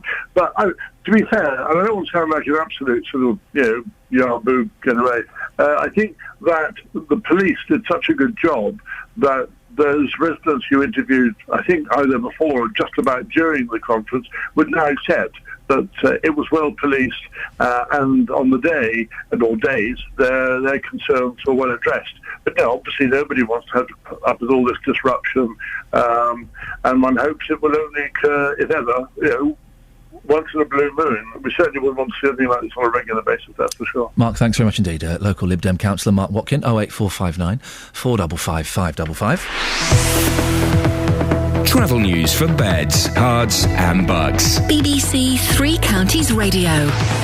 Delays are building on the A1 from St Neots down toward the Black Cat roundabout, though it's running quite clearly from there down toward the A1M before it slows again around Stevenage and Nebworth. Luton not looking too bad, a little bit slow on the M1 though. London bound there's heavy traffic from the Luton Airport Spur Road at junction 10 toward the A5 at junction 9 Redbourne. M25 then, patches of traffic anti-clockwise, stop-start from back at the M11 round towards the A10 and in through the roadworks toward the A1M. Then from the M1 at junction 21 to the A41 at junction 20, and the anti-clockwise side is still slow from Chorleywood to the M40 as well. And indeed down toward the M4 is starting to slow up too. It's busy into London on the A40, though the queues aren't quite back as far as Uxbridge, and slow in Beaconsfield on the A355 down toward the M40. Adam Glynn, BBC Three Counties Radio. Thanks, Adam. 7:30. Let's get the news and sport now. Here's Serena Farrow. Across beds, hearts and bugs. This is BBC Three Counties Radio.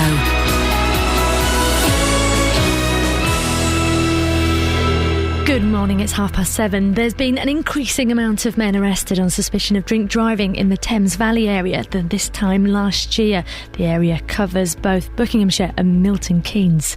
Meanwhile, the taxpayer may have to pay £500,000 towards the cost of policing the recent Bilderberg conference in Hertfordshire. Luton Council says it needs £8,000 worth of sponsorship. That's just to ensure the town's Christmas lights are as good as last year. And health campaigners, as we've just been hearing, have welcomed a new food labelling scheme to be phased in across the UK over the next 18 months. That's the news. Now let's turn to all the morning sport. Three Counties Sports. BBC Three Counties Radio. The Football Association has confirmed this morning that the England under-21 coach Stuart Pearce will not be offered a new contract when his deal expires at the end of the month. The news comes after England failed to progress beyond the group stages of the recent European Championships. The former Tottenham manager David Pleat believes the FA should now change the setup and appoint 2 people instead. In the past, experienced coaches like Dave Sexton, Don Howe, Ron Greenwood before that would go with the under-21s and mentor a young coach and help him progress and gain experience as a possibility of maybe a future England full-time coach. And I think that's what we probably need now. Names will be thrown out, but I think they need probably a pairing. A young coach, maybe a Phil Neville type or a Gareth Southgate type, with a very experienced man. Meantime, the Football League and Premier League fixtures are announced this morning. Watford, MK Dons, Stevenage and Wycombe will all find out who their opponents will be at 9. But Luton Town will have their conference details in a fortnight's time. England's cricketers are in Champions Trophy semi-final action against South Africa today. Spinner Graham Swan misses the match, though, due to his calf injury, and instead will be replaced by James Treadwell. Tennis now, and Laura Robson continues her preparations for Wimbledon. She's playing the former world number 1 Caroline Wozniacki in the second round at Eastbourne. She recently lost against the Danish star, though, but feels she can raise a game this time around. I find it a tad easier to play against high-ranked opponents because I go out there with nothing to lose, but I think, Caroline is definitely a tough opponent, so I'm going to have to play well. BBC Three Counties Radio, more from me at 8. Across beds, hearts and bucks. This is Iain Lee. BBC Three Counties Radio.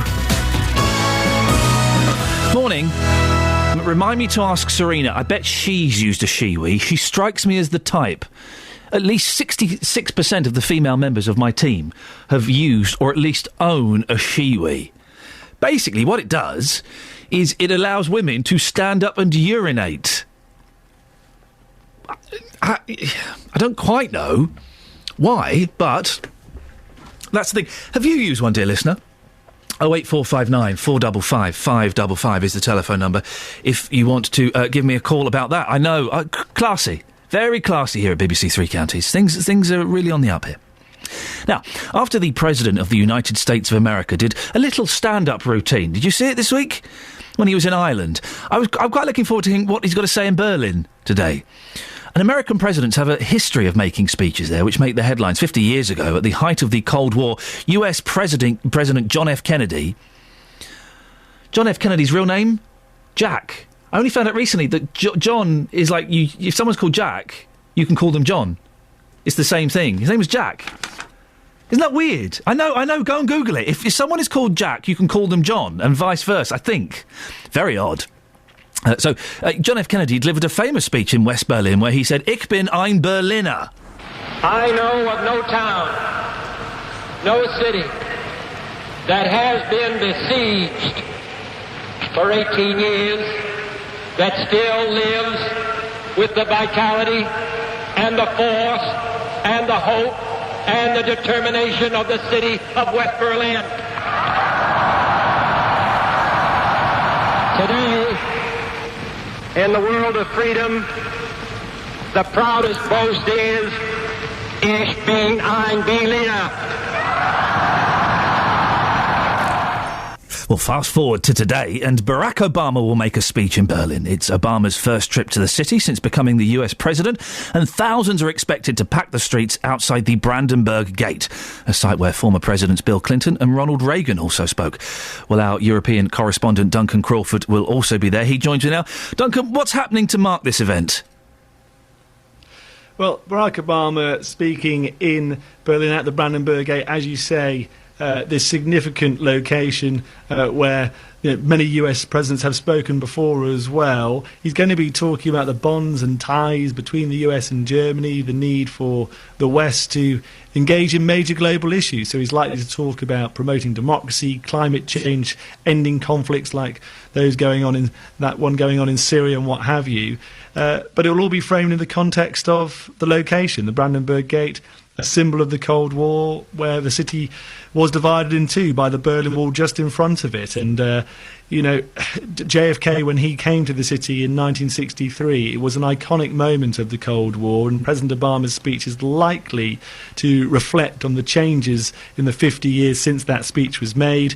Thousands of police and security officials have shut down the streets in the city centre. Everywhere you look, there are armoured vehicles, sniffer dogs, railings put up. You can't get anywhere in the centre of Berlin today or yesterday, for that matter. So there is very heavy security. It's causing quite a lot of disruption, and certainly some people I was speaking to yesterday were complaining about it. I know of no town. Let me just try that again. Here we go. There's police everywhere and fences everywhere. It's insane. Oh, I've never seen anything like it in my life, actually. We're from Australia, we don't see this sort of thing. It's crazy that they do it for one person, like shut down everything. It's kind of crazy. Yeah, it's crazy. It does begin to feel a bit like Berlin of 20 and 30 years ago. He wasn't allowed to... The people haven't been allowed to speak at the Brandenburg Gate before, have they? Duncan? Ronald Reagan did, Bill Clinton did, but President Obama was banned from doing so back in 2008. That's because he was on the campaign trail back then. He was a candidate to become president, and Angela Merkel said he's not going to be electioneering at that spot. And certainly back then, he was up against John McCain, the Republican senator, and McCain said that he was a celebrity, speaking to a crowd of 200,000 people in Berlin at the Victory Monument instead. This time, of course, he's not just a celebrity candidate, he's a two-term president, and he's actually been invited back from the invitation of Angela Merkel. What's the relationship like with Germany at the moment? Are they concerned over the recent reports of PRISM and the US monitoring and their surveillance programmes? Yeah, very much so, actually. Probably more so than anywhere else in Europe. Germany, after the Nazis and the Stasi secret police, they're very passionate, German people, about their personal privacy, and the thought that the US might be able to access their emails, web chats, Facebook messages and much more means that there's a lot of pressure on Angela Merkel to basically get an explanation from Barack Obama about what is going on. So we're told she is going to raise the issue. There is actually a protest planned for later on, where, if you remember back in 2008 when Obama was campaigning, his slogan back then was "Yes, we can." Well, the chant which protesters are going to sing later on today is "Yes, we scan." So, they want proof that American spies aren't listening in to their phone calls. Duncan, Dankeschön. Das ist sehr gut, ja. That's Duncan Crawford. 08459 455 555. Call 08459 455 555. BBC Three Counties Radio. Shall we have a look at the front pages of the newspapers? I'm just trying to... I'm still shocked by that story of that idiot councillor who claims to have fathered a child by an alien called the Cat Queen. Yeah, right. Yeah, OK, you carry on working in the council. We're just going to go and get the gentleman with the white coats to come and sort you out. Don't worry about that. The Independent. Oh, there's a picture, look. A police officer uses pepper spray against a protester in Rio. There's a police officer, spraying pepper spray into a young lady's face. She's wearing glasses. I would assume that acts as some sort of protection. Not massive, but certainly would offer some sort of protection. Protests in Brazil that began almost a fortnight ago in response to a rise in ticket prices on public transport have exploded into a nationwide outpouring of anger at high taxes, corruption and the cost of staging next year's Football World Cup. Wow. I'll be there. I won't. And something we were talking about earlier on. Bosses of collapsed banks should be sent to jail, Osborne told. Britain's banking bosses should face jail if their decisions force fresh bailouts, the Parliamentary Commission on Banking Standards says today. Now, that's the recommendation. We know how recommendations are listened to and acted upon by the government. It won't happen. It won't happen. There's a very funny picture here. I say very funny. I'm lying. Daily Telegraph. Winning smile from Eugenie at Royal Ascot. Princess Eugenie. She's Andrews and the other lady's one. What's Fergie? That's it, isn't it? What a lot of teeth she's got. As my wife would say, very busy mouth. Well, there's the Queen popping along. Eugenie sees someone pull a camera out, so she kind of just darts in front of the Queen to have her picture taken of her teeth. Princess Eugenie smiles for the cameras as she attends the first day of Royal Ascot with the Queen. Oh, and here's something as well. No place for God in the Girl Guides. Well, he's a bloke. You wouldn't be allowed in there. The Girl Guides are to drop references to God and country from their traditional pledge, but are to retain a public expression of allegiance to the Queen. In one of the biggest changes in the organisation's 103-year history, the promise to love my God is to be replaced with a more individualistic pledge to be true to myself and develop my beliefs. Well, that makes sense. That's a good thing, isn't it? You know, when you do these pledges, no one actually really... kind of takes them seriously, I don't think. Could be wrong on that, but I'm pretty sure they don't. But it's nice to remove the word God, doesn't it? Make it a bit more open.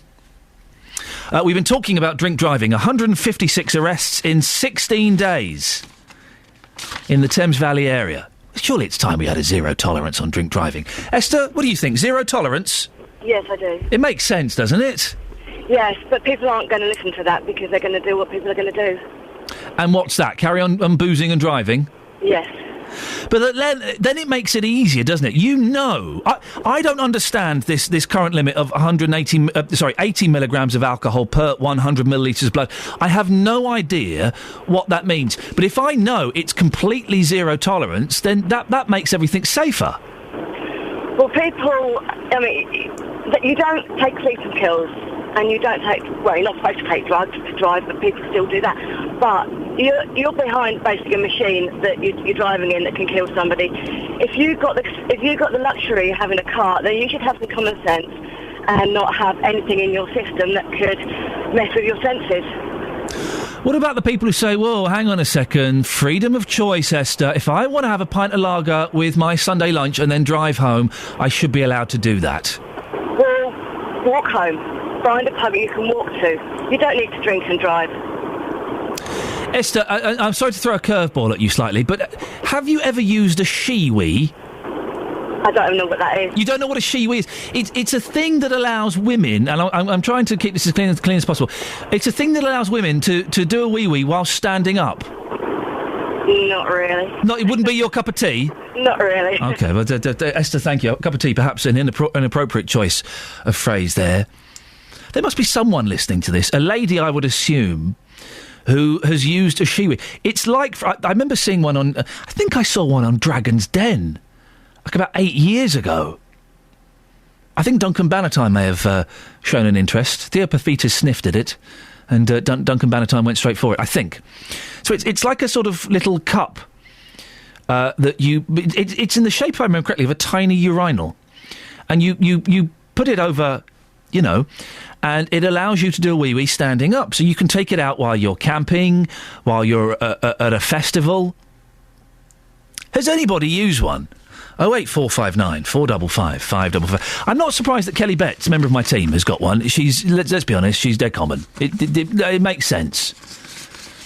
But producer Tara has got one, and she's quite respectable. I think quite respectable. Let's not get carried away, but she is a bit sensible. She's got one. It just strikes me as a very, very odd thing. 08459 455 555. I've sent Justin Dealey out on the hunt for somebody who has used or indeed owns a she-wee. We'll speak to him before 9 o'clock to find out if he's been successful in any way whatsoever. 08459 455 555. You can also have your say about the drink driving by going to the Facebook page. Facebook.com/BBC 3CR. Travel news for beds, cards and bugs. BBC Three Counties Radio.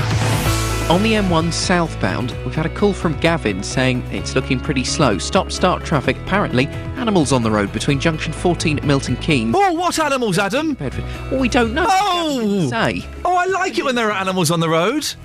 Well, it's not good if one of those animals then, meets a car. Ah, I hadn't thought of that. Even a horse? No. Yeah, sorry, I hadn't considered all the ramifications. Please. Oh, it could be a ram. Carry on, Adam. Fair enough. So we've got reports of animals on the road. We haven't specifically been told what, but it's between Milton Keynes at junction 14 and Bedford at junction 13. So if anyone else is caught up in that and can see what's going on, an update would be very much appreciated. 08459 455 555. As you continue London bound, there's heavy traffic from the Luton Airport spur down to Redbourne, and the anti-clockwise M25 is slow from the M1 to Watford, and then from Chorleywood to the M4. Then into London, the A1 stop-start from Stirling Corner to Mill Hill Circus. No problems so far have been reported on the trains or tubes. Adam Glynn, BBC Three Counties Radio. Thank you, Adam. Right, 7:46. It is Wednesday, the 19th. Can you tell I'm not ready for the news yet? That's why I'm slowing down my speech a little bit. It's Wednesday, the 19th of June. I'm Iain Lee. These are your headlines on BBC Three Counties Radio. Over 150 people have been arrested for drink driving in the Thames Valley area in just 16 days. That's up on last year. It's thought that the taxpayer may have to pay £500,000 towards Bilderberg, the private conference of global business leaders, which was held in Hertfordshire. In sport, the FA has confirmed the England under-21 coach Stuart Pearce won't be offered a new contract when his deal expires later this month. Coming up, it's the big news story of the day, Shiwis. Have you got one? Well, let's find out after we get the weather from Wendy Hurrell. Beds, Hearts and Bucks weather. BBC Three Counties Radio. Good morning. It's a warm and humid start for us all. There's a lot of cloud around to begin with as well.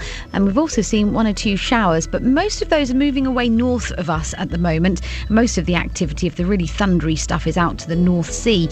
So as we go through the rest of today, we're always going to be at the risk of getting a shower, but there should be some hazy brightness that breaks through, and that will help to lift the temperature to the hottest day of the year so far. If we get to something like 24 or 25 degrees Celsius, the odd place might get a little bit higher than that. As we go through the evening and overnight, once again, we're still at the risk of getting 1 or 2 heavy thundery showers, more so into the early hours of the morning when the next batch arrives from northern France.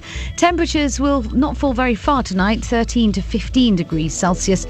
But as we go through the day tomorrow, we are at the risk of seeing some of these showers, which we could locally get some rather large puddles to contend with. The thinking at the moment is that most of them should move away from us and leave us with a dry and bright end to the day, upon which it will feel a lot fresher at 20 or 21 degrees Celsius. Still, the chance of a light shower throughout the day on Friday as well. A lot of cloud around, but some fine weather to be had and feeling fresher again. And then for the weekend, it's cool and rather unsettled. That's how your weather's looking so far today. Thank you very much, Wendy. I considered asking Wendy if she had a shiwi, and then I thought, actually, it's probably an inappropriate question, so I avoided it. This Saturday night, BBC Introducing is live from the Hat Factory in Luton, with performances by Arthur Walwyn as Elephants Are, Charlie Indestructible, and headlined by Tides. It's a free gig, so come down to the Hat Factory, doors at 7, and join in a fantastic night of live music. For full details, go to Facebook and search for BBC Introducing in Beds, Hearts and Bucks. BBC Introducing live at the Hat Factory in Luton, Saturday night from 8. Now, I would genuinely go to that, but I am busy that night. I am busy. Otherwise, I would genuinely go to that. Totally. I would totes be there. I'd be having mega lols, I'd be hashtagging, I'd be Instagramming, I'd doing all those things that kids like to do.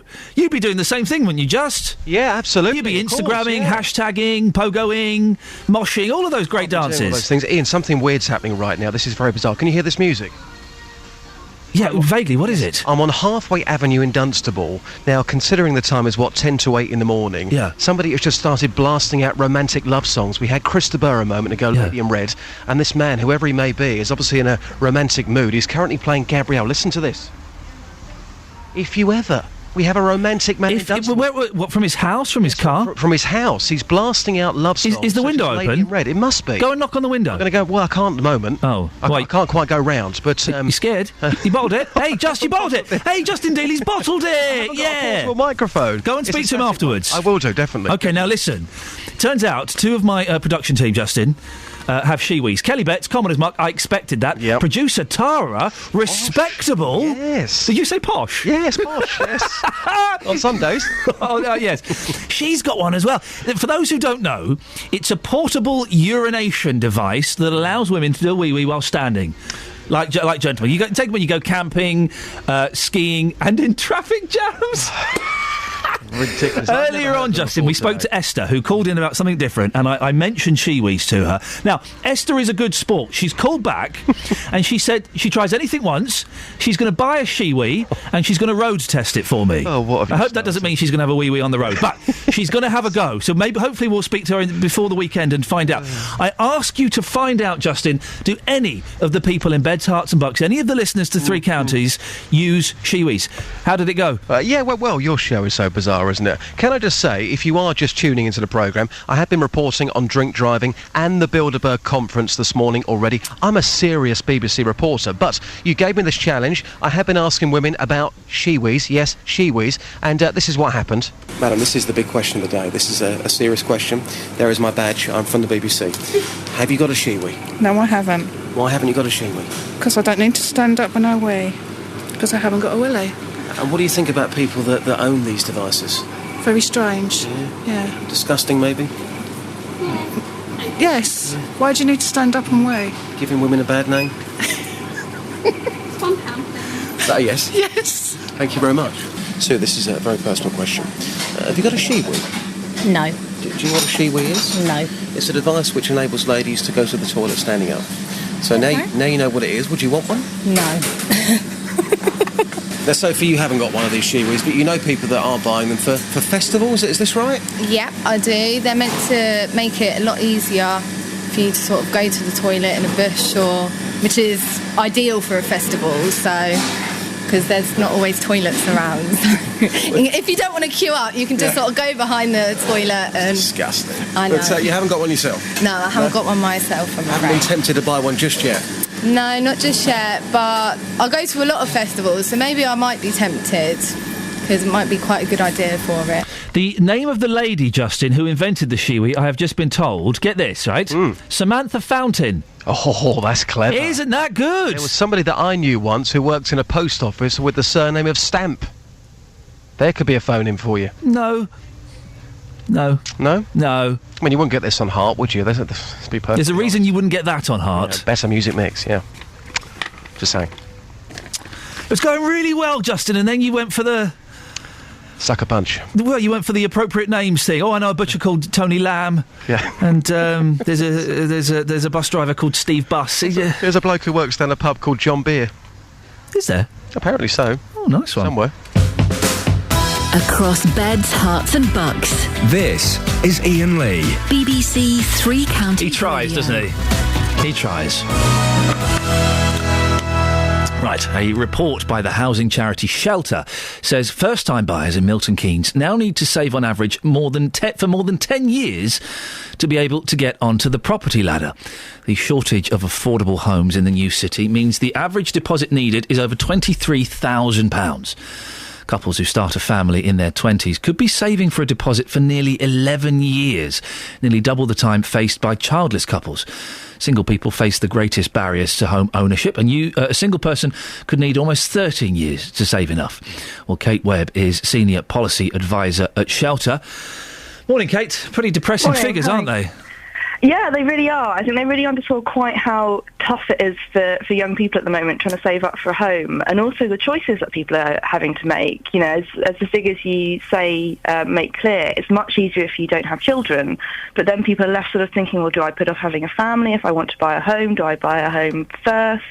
And when you think it through, people are being put in some really, really difficult choices and just not leading the lives that they expected, basically. We've covered this before on Three Counties, the housing issue all over the place, particularly in Milton Keynes. There is no easy solution, is there? There's no easy solution, but we definitely think the government could be doing a lot more to sort of meet people halfway. What could they do? Basically, it comes down to increasing the supply of all types of housing, particularly genuinely affordable housing. And the problem is what we've seen so far has been very much sort of gimmicks to tinker around the edges, or worse, schemes like Help to Buy, which could actually inflate house prices and make all of these figures much worse for people. Help to Buy is an odd one, isn't it, where the government kind of, well, they help you to buy. But what they're doing is they're guaranteeing mortgages to people who might not necessarily be able to pay those mortgages back. And I've heard that scheme somewhere else before. It's what they did in the States, and it started the whole global crash, didn't it? Exactly. And it's very notable that when you look at the reaction to Help to Buy, it's incredibly difficult to find an economist or anyone who understands the housing market who actually thinks this is a good idea, which is why we're really saying that what we need from the government is not more schemes like Help to Buy, it is investment in new homes. The campaign being launched today, A Home of Their Own, what is it, and what are you hoping to achieve with it? What we're trying to do is remind people quite how difficult it's become for first-time buyers now. I think a lot of parents, particularly, if they bought several years ago, people sometimes forget quite how hard it is. But as you say, we're talking about couples with children having to save up for nearly 11 years just for a deposit, and that's before you even start to think, well, can they afford the mortgage? And what we know is that more and more parents are actually now becoming really concerned that their children aren't going to be able to have the same expectations that they did, that people are going to be looking at bringing up their children in rented accommodation, even though it's expensive and insecure, and that people's reasonable expectations just aren't being met, even though, they're doing all the right thing, they're saving hard, they're working hard. Do we need to change our culture ever so slightly, Kate? Because Britain is a rarity in that we put so much emphasis on owning property. Doesn't happen in most of Europe. Doesn't happen in most of the States as well. There, renting is the accepted norm, isn't it? It's interesting because everyone always thinks Britain is sort of this big global outlier, and actually we're pretty typical in terms of home ownership rates. But, we're not obsessed with everyone owning bricks and mortar. And I think the thing is you have to look at what people actually want from a home. And the issue that we have is with the lack of social housing, more and more people are having to rent privately, and they're finding that they're either in very insecure short-term contracts, sometimes as little as 6 months, which if you have children is just completely impractical. And it's very expensive. People are frustrated that the money they're spending on rent just feels like dead money to them. Any advice for a couple in their early 20s, Kate, who want to get on the housing market? Well, I would say the advice is save harder, but what we've found is people are saving very hard as it is, and that's still not good enough. What we are doing is encouraging people to look at our website. We've got a tool there which is just showing quite how stark the figures are across different parts of the country. So if anyone is curious as to how long it would take them to save up for a deposit, if you look on our website, that will give you an indication. Kate, I appreciate your time this morning. That's Kate Webb, Senior Policy Officer at Shelter. It is depressing, isn't it? You've got to save for 10, 11, 13 years to get the deposit to buy a house. Dearie me. 08459 455 555 if you want to talk about that. You can also go to the Facebook page as well, facebook.com/BBC3CR if you want to have a say in any of the things that we're talking about this morning. One of the things we are discussing, of course, zero tolerance. Is it time to introduce zero tolerance policy to drink driving? Two comments picked at random. Jane says, I agree with zero tolerance. If you're going to drive, do not drink. Just one drink could affect your driving. What surprises me more, the amount of people who don't wear seatbelts. And April says, zero tolerance is the only way to go. It makes sense. If you have half a lager or a small glass of wine and drive, I'm sorry, you're an idiot, aren't you? Travel news for beds, cards and bugs. BBC Three Counties Radio. The M1 southbound, traffic starting to ease off. As far as we know, the animals, and we never found out what exactly they were, are no longer on the road between Milton Keynes and Bedford, so traffic through there moving better once again. Delays, though, further down from Dunstable at Junction 11 to the Luton Airport Spur at Junction 10, taking maybe 10 or 15 minutes to get through the traffic. Anti-clockwise, the M25 slow from the M1 round to Watford, and then busy from Chorleywood down to the M4. It's about 40 minutes of traffic through there at the moment. The A10 southbound delays from Turnford down toward the M25 at Enfield, so very slow through Cheshunt. The A1 in Boreham Wood, you've got stop-start traffic down at the Barnet bypass from Stirling Corner to Mill Hill Circus, and problems on the North Circular Road if you are going into London. Westbound through Finchley, 2 lanes are closed because of an accident with a car and a van involved at the A1000 junction. Adam Glynn, BBC Three Counties Radio. Thank you very much, Adam. 156 people arrested for drink driving in Thames Valley in 16 days. We need to have zero tolerance on drink driving, don't we? Here's Serena. On FM, AM, online and digital radio. This is BBC Three Counties Radio.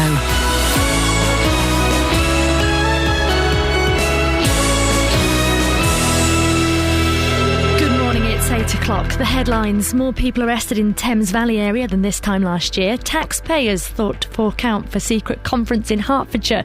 And traffic light food labelling system is launched. BBC Three Counties Radio. Over 150 people have been arrested for drink driving in the Thames Valley area, which covers Buckinghamshire and Milton Keynes. That's just in 16 days and is up on last year. Overall, this year's arrests show an 11% increase. Police say they're targeting people on the way home from nights out and also the morning after.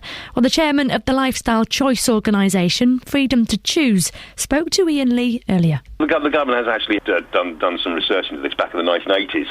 They actually found that if you did reduce the amount of alcohol you're allowed to drink and drive in, it will be a case of there won't be any less accidents. And there'll be more on this story coming up shortly with Iain Lee. Also, JVS is back with a big phone in at 9. He wants to know, do you think it's okay to have one drink before driving? Turning to other news this morning, and it's thought the taxpayer may have to pay £500,000 towards Bilderberg, the private conference of global business leaders, which was held in Hertfordshire. The 4-day private event brought together global business leaders and politicians at the Grove Hotel in Watford, although it did have tight security. Local Lib Dem councillor Mark Watling agrees it's totally unfair. You can't actually impose a charge on somebody unless you've got the legal right to do it. So the police don't have that authority to say to the Grove or Bilderberg or whoever it is actually sitting on this money, look guys, this is going to cost you this sort of money. If you want to go ahead, that's fine, but you will need to reimburse it. That's all what we would all like to see, but it ain't in the legislation. Health campaigners have welcomed a new food labelling scheme which will be phased in across the UK over the next 18 months. The voluntary system includes colour coding and nutritional information on the front of packs to show levels of fat, salt, sugar and calories. While all the major supermarkets have signed up, some big firms still aren't taking part. Luton Council says it needs £8,000 worth of sponsorship to ensure the town's Christmas lights are as good as last year. The Deputy Leader of the Borough Council, Sian Timoney, told BBC Three Counties Radio that they have to make cutbacks. We've got to find £49 million worth of savings in our budget. Unfortunately, it means the things that are nice to do have to go so that we can pay for the things that we have to do. Girls will no longer have to pledge their devotion to God when they join the Guides and Brownies in the UK. It comes after a consultation found a new non-religious promise was needed to make the organisation more inclusive. Sport now then, the Premier and Football League fixtures for the new season are released this morning. Watford, MK Dons, Stevenage and Wickham will all announce theirs at 9 o'clock. Finally, weather then, and there will be showers this morning. Dry the afternoon though, with a chance of some bright and sunny spells. Temperatures reaching 25 degrees Celsius. Get the latest news and sport online at bbc.co.uk/Three Counties.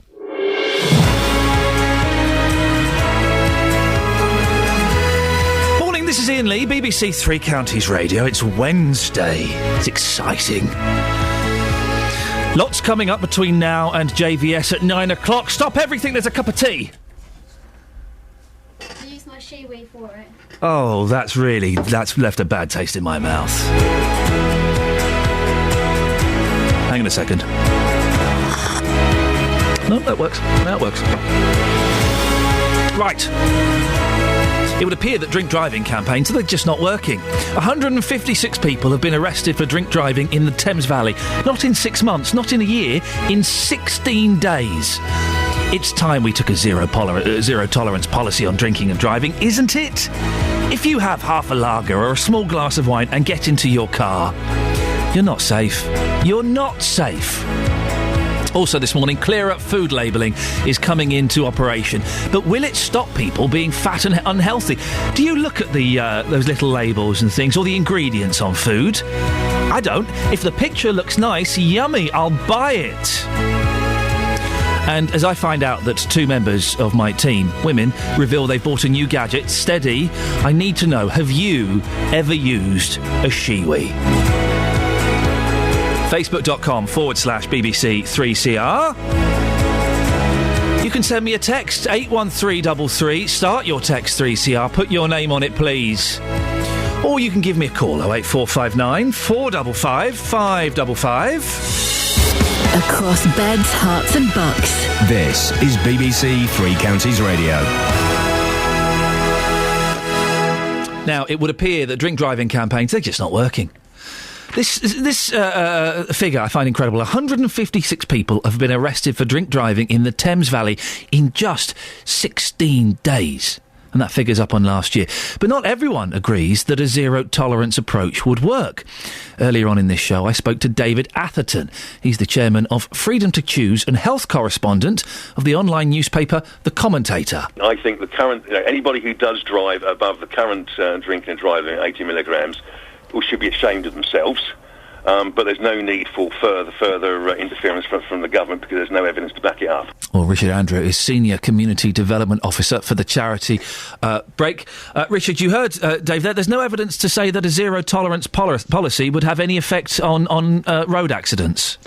Good morning, Ian. Well, that's certainly not what we believe, and I mean, it's quite telling that actually England and Wales has one of the highest drink-drive limits across Europe, and actually we're lagging behind other European countries who've already introduced much lower limits, and there's been reduced casualties in those countries where those limits have been introduced as well. Is there any evidence to show that lowering the limits will have any effect? Well, there's been independent reports which have suggested that that would be the case, but also where a lower limit was introduced in 15 European countries, so the limit lowered to 50 milligrams, there was an 11.5% drop in alcohol-related deaths in the most at-risk groups. How are they enforcing it over there, Richard? A lot of people worry about the police enforcement of it. Well, enforcement can be an issue, and obviously there's only so many police resources to go around. So what's key to the success of these measures is actually getting the message out to the drivers, and this is obviously what Thames Valley Police are looking to do, which is to ask the question, is it worth the risk? And to really get the message out to drivers to not drink if you're going to drive, not drink a drop if you're going to drive. Don't drink if you're driving early the next morning. Make plans to use public transport or book a taxi or get a designated driver. And also don't buy drinks for someone that is driving. One of the ideas that's being mooted would be a points and fine system. So if you got caught sort of over 0 but below 80, maybe you'd get 3 points and pay... Oh, I've got to pay a parking ticket, I've just remembered. Sorry, that popped into my head. Must pay that today, otherwise it doubles. So if you got caught above 0 and below 80, you'd get maybe 3 points and a £60 fine. And then above 80 milligrams, there would be a ban. Is that something that Break would support? Well, we support a zero tolerance measure, actually, so that actually the message is clear, so there's no kind of gradation to the fines or the punishments, but really the message is clear that actually the best and most responsible thing to do is just not drink and drive. The problem with that is, I suppose, there are lots of other things that contain alcohol. If I have a bit of my mum's trifle, love tucking into my mum's trifle, there's a bit of booze in there, I could be in trouble. Some mouthwash has alcohol in as well, doesn't it? So that could register. It does. Well, this is why we're calling for a limit of... It's an effective zero tolerance measure, which is 20 milligrams. So it does make allowances for those kind of things, but it does also send a message out that actually, having one for the road isn't really appropriate at all. Someone has just texted in suggesting that passengers in cars with drink drivers should be prosecuted too. That sounds like quite a good idea, I think. Well, this is why we're trying to send the message out to people not to buy drinks for people that are driving them. Obviously, in some circumstances, the passengers might not necessarily be aware if someone is drinking and driving. So this is why we're really giving the message, actually, don't allow your friends to get in the car and drive. Richard, thank you. We'll end it there. Richard Andrew, Senior Community Development Officer for the charity Break. Let me put this to you, dear listener. If you drink and drive, you're an idiot. You're an idiot. If you go over the limit, obviously. But even a glass of wine, half a lager, it can affect you differently on different days, can't it? I haven't had a drink for a long time, but when I did, sometimes I could drink quite a few pints and be okay. A few JDs and Coke was my drink, choice. A few of those, I was fine, I could take on the world. But sometimes, one Jack Daniels and Coke would knock me out. One pint would knock me out. I couldn't imagine drinking a pint. Imagine drinking a pint of beer now. It's so... It affects you differently, doesn't it?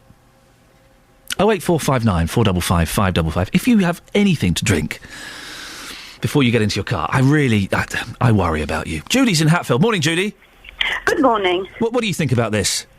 Well, yes, I do agree with zero tolerance, and in the fact that I would never, ever drive my little car with having had a drink. But it's how the zero tolerance is measured, because blood will have a certain amount of background alcohol in it, even for a teetotaler, because alcohol is a byproduct of digestion. Hang on a second, I've got alcohol in my blood even 9 years later? Today, tomorrow, well, it depends on what you eat. Alcohol is a byproduct of digestion. It is a very, very small amount, and it will not affect you as in driving or anything. But when you're talking about zero tolerance, it's dependent on how that is measured. Well, I think Mr. Andrew there, we just heard from break, I think made a good point that it would be at 20 milligrams, and so that would... be fine. Practically, it means you can't have a drink of alcohol, but if you'd eaten something with some booze in, or you used a mouthwash with alcohol in, it would register, but you wouldn't be penalised for it. Yeah, that would be about right. So do you ever even have, a small glass of wine before you get in the car, Judy? No. It doesn't make sense to me why anyone would think it's appropriate to do that. And I have heard people, I'm hoping one of them calls before 9 o'clock today, if not me, but then maybe Jonathan later. I have heard people who say, oh no, actually, I drive better when I've had a drink. Keeps me more focused. Are you crying? No, I thought I made you cry. Judy, I'm just going to throw something at you. Please don't be offended, and I hope this isn't too personal. Complete tangent. Ever used the shiwi? No. I don't even know what one looks like. Oh, you know what they do, though, don't you? No. Oh, I've got to describe it again. I've never heard of one until I heard you talking about it this morning. I'm spending my whole morning describing urination aids to women. Basically, it's a thing that you clamp in front of your and it allows you to do a wee-wee while you're stood up. Why would you want to do that? Imagine if you were camping and you didn't want to crouch because there could be stinging nettles. Oh, you've got to go for the stingers. Really? You get stingers around the bum? Yeah, I've done that. Oh, Judy. Well, as long as you've got someone to rub your backside with a dock leaf, that's the main thing. Judy, thank you very much indeed. Have you had to find anybody that's used a shiwi? Maybe Mavis in Aylesbury can help. Mavis? Yes? Are you a shiwi fan? Good morning, Ed. Good morning. No, I'm not, but I've seen these sort of saucer-shaped containers that were used in the 1800s when ladies had great big skirts, and of course there were no public lavatories. No. And when they went to church or anywhere special, they had this, to do a wee in. So what was it, like a miniature chamber pot or something? Very small, yes. And they would kind of hoik up their skirt, yes, shove it underneath, that's right, and do their business in there. Use it. Oh dearie me! Did you ever use anything like that? No, I wasn't born in the 1800s. Oh, sorry, I made the wrong assumption. I do apologise. How rude of me.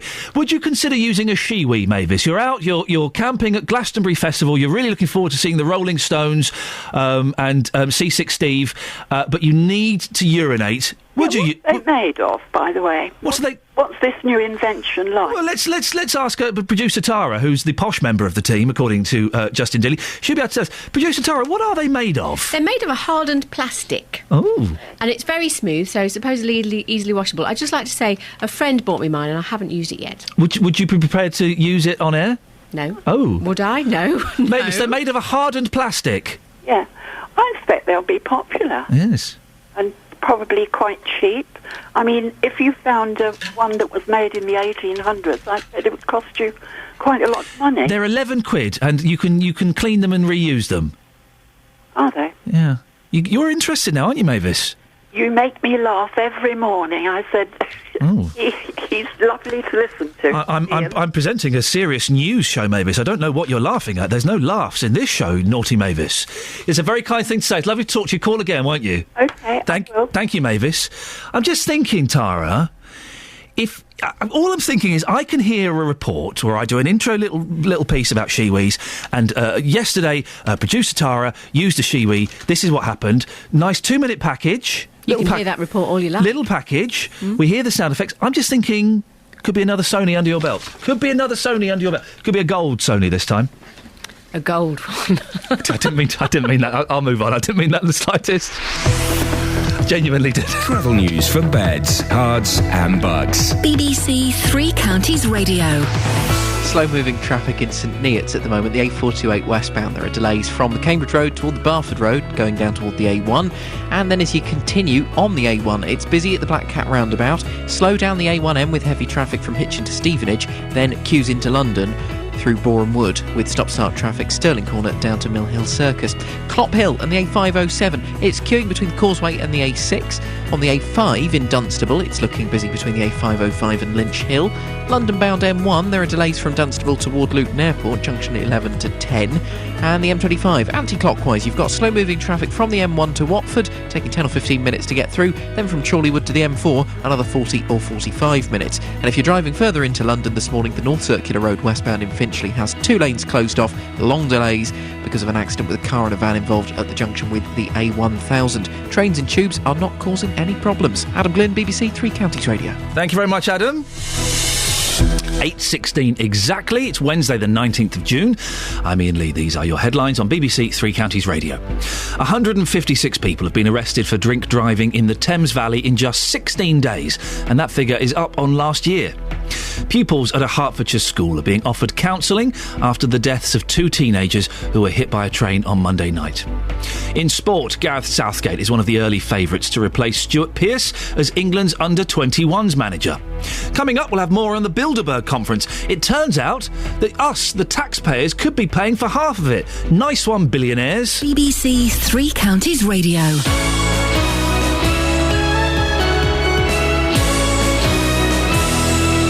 Next week on the BBC. Starting to shoulder strain under immense pressure. Yell. Little scream right there. Those legs are getting heavy. It only hurts so much. This is a desperate last stand. Because they want it so bad. He stands on top of world tennis. Wimbledon champion. Wimbledon starts on Monday across the BBC.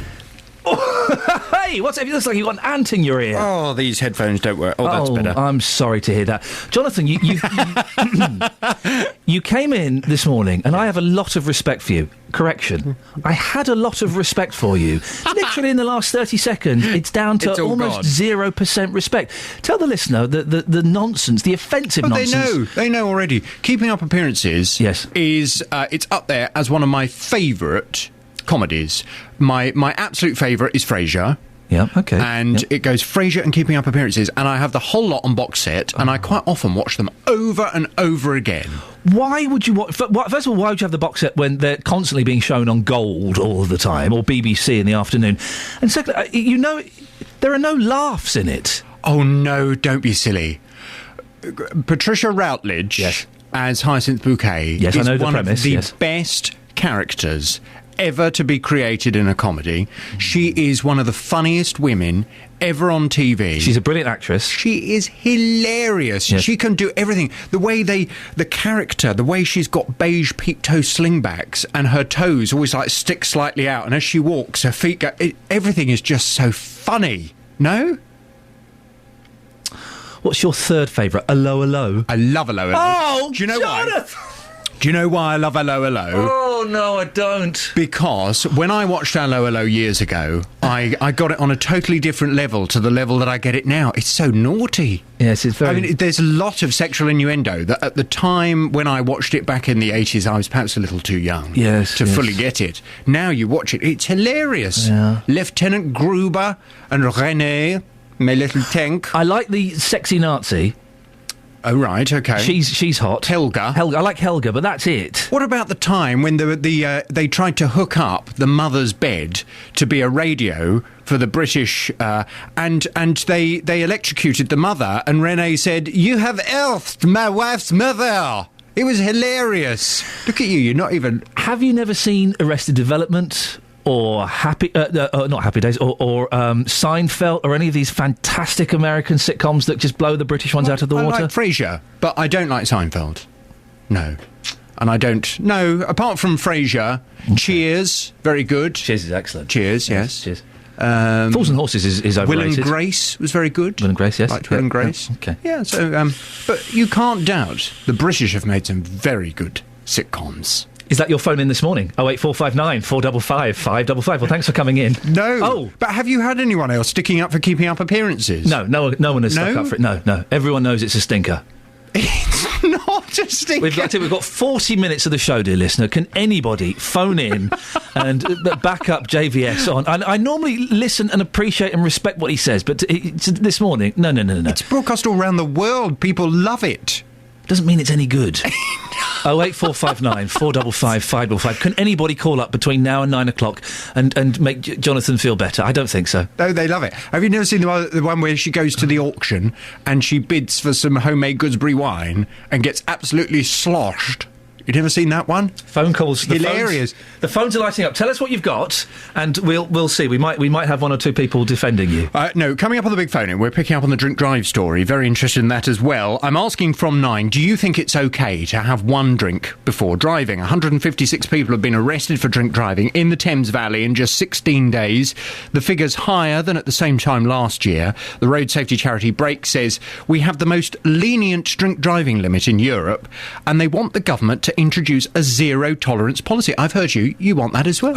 Yes, it makes perfect sense. But why does it make perfect sense? Because surely that your listeners this morning are perfectly capable of going out for a meal, having a drink, and then driving home. It doesn't make them some kind of drunk driver. It doesn't make them a bad driver to have one drink and then drive home, does it? The effect can be different at different times. Depends if you're tired, if you're feeling ill, if you've eaten, it can be different. But if you go out for a meal, if I pop down Zzz's, and I have a quattro formaggi and a Peroni, and then I drive home. If I drive home an hour and a half later, is that going to make me, some kind of murdering driver who's going to plough down into children and kill people? Look at you using inflammatory language to try and get people on your side. But that's the suggestion by this zero-tolerance argument, that in somehow people that go out and have a drink are the same as murderers. No, surely what we want to stop is the people that go out and get absolutely sloshed. Those that go out and get absolutely wrecked and then drive. From 9 this morning, do you think it's okay to have one drink before driving? I'll take your calls as soon as Iain finishes. Okay, say hello to April. Good morning, April. April? Oh, you're there. Hello, April. Morning. Morning, Emma. Hello. Right, let's start with you, April. You agree with JVS about keeping up appearances, do you? I do. Well done, April. Funny, However, isn't it? you're wrong about drink driving, but that's another issue. No, phone him at about 9. We're dealing with the important issue here of what's so funny about a woman pretending she's posher than she actually is. Well, I'm sorry, Iain. I think you have to be a little bit of a snob. Yes. To get it. You have to be a little bit middle class and aspirational. Yes. What are you saying I am, then? Well, I don't know. Are you middle class and aspirational? I've got no aspirations anymore. April, listen, you're a regular caller to the show. I'm afraid I'm going to have to ban you. Is that okay? You're banned. It's okay, JVS loves me. Okay, she's banned. Let's see what Emma, what do you have to say? Yeah, no, I think it's absolutely fantastic, but it can't beat Only Fools and Horses, which is my old-time classic. And just in relation to what you were saying this morning about the box set, I'm completely the same. I have to watch them over and over and over again. Love it. Okay. Emma! Right, Emma, have we ever spoken before, Emma? We haven't, no, but I do listen to your show most days. Okay, I'm going to ask you not to listen anymore. Is that okay? No. Could you go and listen to Heart? I believe they play some excellent music. No, Emma, you're a good... I used to listen to that, but I got a bit bored. We got you. Emma, I'm teasing. You're a good sport. Thank you very much indeed, JVS. You see? Give your question again, because people may have forgotten. Do you think it's okay to like keeping up appearances? No. Do you think it's okay to have one drink before driving? 08459 455 555. Across beds, hearts and bucks. This is Iain Lee. BBC Three Counties Radio. Deary me. It's not often I ban 2 listeners in a row, but sometimes I have to. It's nice we got someone over from that music station. Oh, that's exciting, you see? We offer a little bit more. Shiwis is what we offer. I know. Yeah. Luann's in Flitwick. Morning, Luann. Morning, Iain. Have you ever used a Shiwi? Not quite. Not quite. What does that mean? I can't believe I'm about to admit this on the radio. I actually used my daughter's potty in the car once. I was on the way to, we were going on holiday, and we decided to take the back route instead of the motorway, because I'm not a particularly great motorway driver, especially with kids screaming in the car. Yes. And we'd been driving for miles, and I was getting more and more uncomfortable as the journey was going on. And I phoned my mum and I said, look, I'm going to have to stop somewhere because I cannot drive anymore.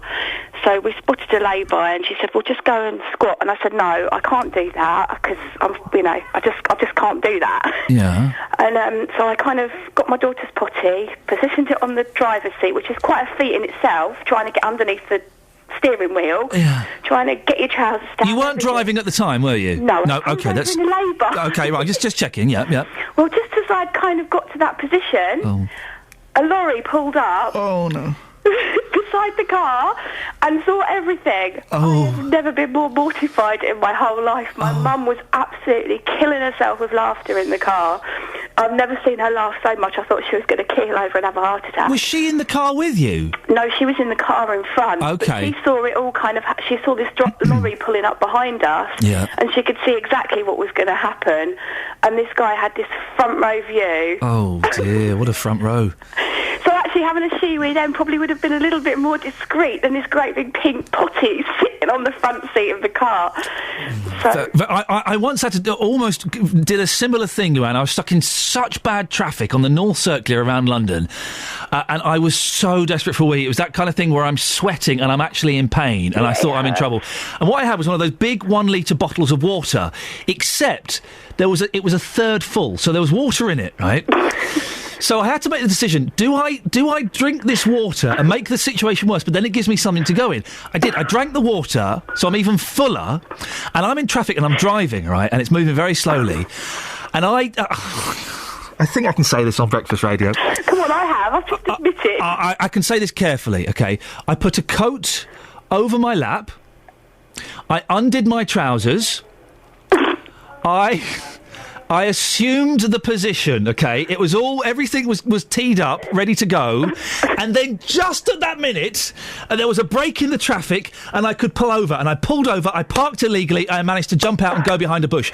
But everything was in position for a takeoff. But the thing is, though, is that you've got a little bit more kind of dignified way of going. Well, yeah. You know, you can hide it a little bit, whereas I couldn't.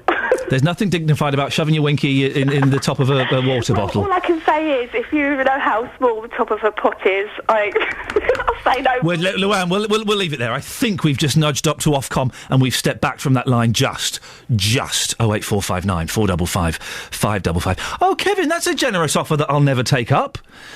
He's offering to let me borrow his Keeping Up Appearances box set. Well, thank you very much. I don't know why anybody... I don't get Keeping Up Appearances. Yes, Patricia Routledge, wonderful actor. We don't say actress anymore. Isn't that weird? Wonderful actor, but it's just that kind of lame 90s BBC comedy that they did.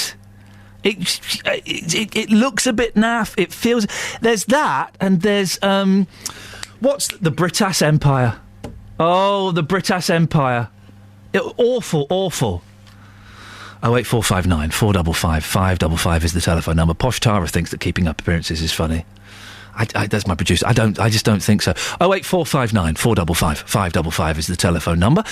You can go to facebook.com/BBC3CR or send me a text 81333. Start your text 3CR. Travel news for beds, cards and bugs. BBC Three Counties Radio.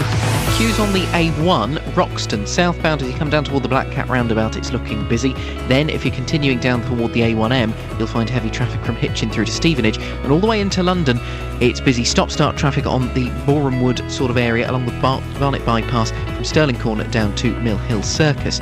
Got queues in Olney, the A509 southbound, approaching Spring Lane. It's because of roadworks. We had a call from Louise about that one, so thank you. It's looking really slow as you go down toward Milton Keynes. The A40 eastbound in Denham, it's busy. Traffic's much heavier than normal between the Oxford Road at the Denham roundabout and the Swakecleats roundabout, so near to the M40 junction is slow. M25 anti-clockwise delays from junction 21 at the M1 round to Watford at 19. Chorleywood to the M4 is taking about 40 to 45 minutes to get through at the moment. That's junction 18 to 15.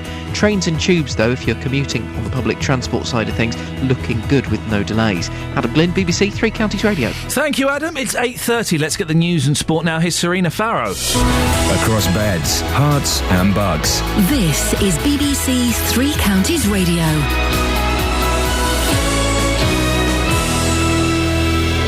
Good morning. There's been an increasing amount of men arrested on suspicion of drink driving in the Thames Valley area than this time last year. Stay listening for more on this story as JVS is back with the big phone in at 9. He wants to know, do you think it's okay to have one drink before driving? In other news, the taxpayer may have to pay £500,000 towards the cost of policing the recent Bilderberg conference in Hertfordshire. Elsewhere, health campaigners have welcomed a new food labelling scheme.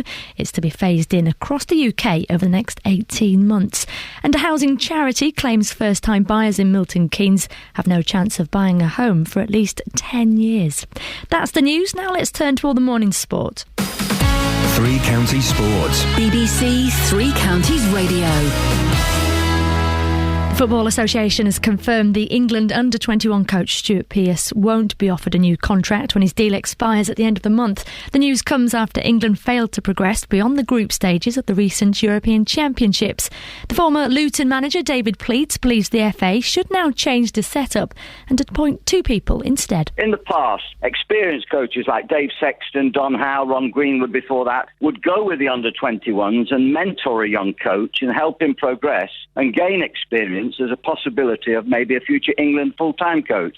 And I think that's what we probably need now. Names will be thrown out, but I think they need probably a pairing. A young coach, maybe a Phil Neville type or a Gareth Southgate type, with a very experienced man. Staying with football, and Watford, MK Dons, Stevenage and Wycombe will all find out who their opponents will be next season as the football and Premier League fixtures are announced at 9 this morning. But Luton Town will have to wait for a fortnight as their conference details will be announced then. Cricket then, and the England captain Alistair Cook says they won't take any risks with spinner Graham Swan's fitness ahead of today's Champions League semi against South Africa. Swan actually missed the win over New Zealand with a calf problem, and Cook insists James Treadwell is a better replacement. Turning to rugby union then, and there's been some good news for the British and Irish Lions ahead of Saturday's first test against Australia in Brisbane. Wing George North has been fit to play after recovering from a hamstring problem. Finally, the five-time Wimbledon singles champion Venus Williams won't be at the All England club this year. She's been forced to withdraw from Wimbledon with a back injury. BBC Three Counties Radio, more from me at 9. Call 08459 455 555. BBC Three Counties Radio. And suddenly it's 8:32 on a Wednesday.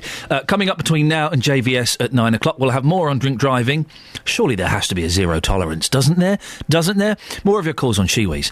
But before all of that, let's talk about Bilderberg, shall we? It's emerged the taxpayer may have to pay £500,000 towards the policing of the Bilderberg conference in Hertfordshire. The 4-day private conference of global business leaders and politicians took place at the Grove Hotel in Watford 2 weeks ago amidst tight security.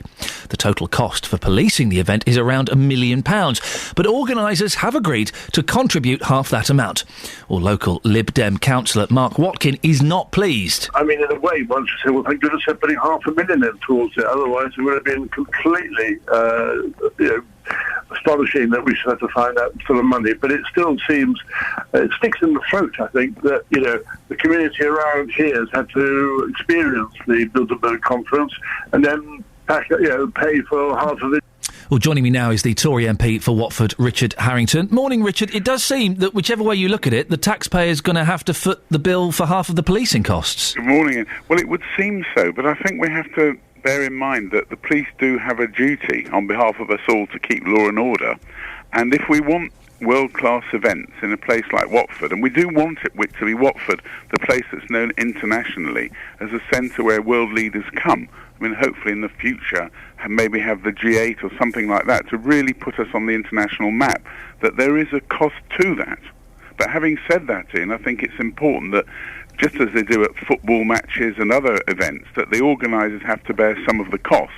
It's important that here the organisers do, and I understand that negotiations are going on so that a deal takes place. But we can't exist in isolation, and I think it's great we've got an international standard place like the Grove. Of course it's fantastic, and the Grove is a wonderful place, but how exactly has Watford benefited by having the Bilderberg there? Well, it's now known all over the world as an international, serious place. It's not sniggering, the old expression north of Watford and all this kind of stuff. Well, there was a lot of sniggering on the internet. I did spot a lot of people going, well, Bilderberg, it's met in Miami, it's met in all these luxurious locations, now it's in Watford. Now, listen, I know that the Grove is a very special place, but people were sniggering, weren't they? They were, and I think it's important to point out to all your listeners that I know both well, and Watford's much better than Miami.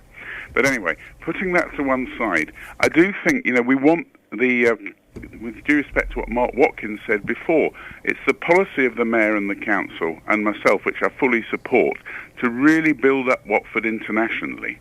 Well, a lot of good things will come from that in terms of employment, etc. Well, part of that is being realised as a place to host this kind of events. And there are some costs, and I think it's a question of how much the organisers pay. They don't contractually have to pay anything, but from what I've read, they're behaving very responsibly. And I'm sure the same thing goes on when the G8's at Gleneagles and all this sort of thing.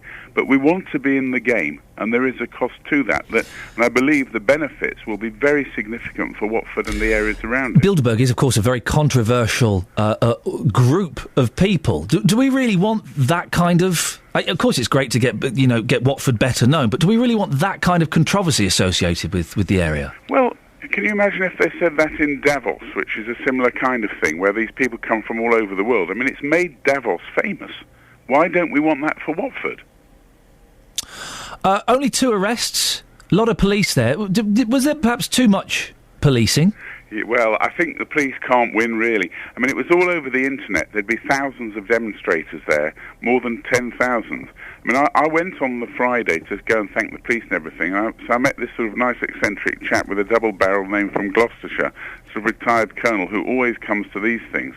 And if he's the kind of demonstrator that was there, I think one police officer would have been quite enough, but they have to prepare for this kind of thing. We've all seen some of these anti-capitalist protests and things that can happen in large cities, and I think the police behave fantastically in doing it.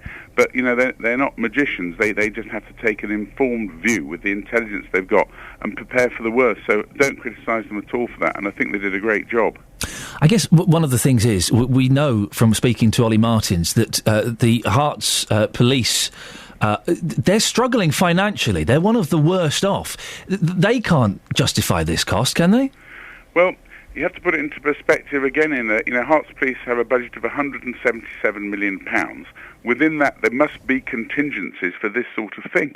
I mean, what happens, for example, say there was a huge demonstration. The police have to... When events happen, they have to react to them, and it's part of their duties. And I can't go into the finances because I don't know what will go on. I suspect part of this is a game for us in Hertfordshire to get more money out of the Home Office. And I know David Lloyd, the police commissioner, issued a statement to that effect, that there's various negotiations going on. And I've questioned one of the ministers about this.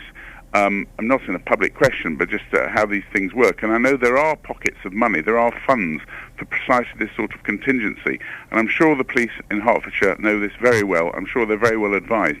And I hope some of it will come from that course, so that it doesn't affect anything to do with the day-to-day policing budget in Watford and the whole of Hertfordshire. And everybody, put your phones down. Of course, I said Ollie Martins. Of course, I meant David Lloyd. It was a slip of the tongue. So everybody who's calling in to correct me, you don't need to. I corrected myself. Well, somewhat embarrassing. Didn't know who Ollie Martins was. Well, I won't make a comment. But yes, he's not on Three Counties Radio, is he? No, he's not. No. Now listen, you mentioned the PCC there. The Home Office Minister Damien Green has said that perhaps we should look at PCC running the fire service as well. Would that make sense? Well, I don't know if that person would be called the PCC, but I think anything that can be brought under democratic control and accountability is a good idea. So I do think it's worth looking at. Obviously, it wouldn't be within the auspices of the police, but I think it would be a commissioner that's responsibility would be for those public services.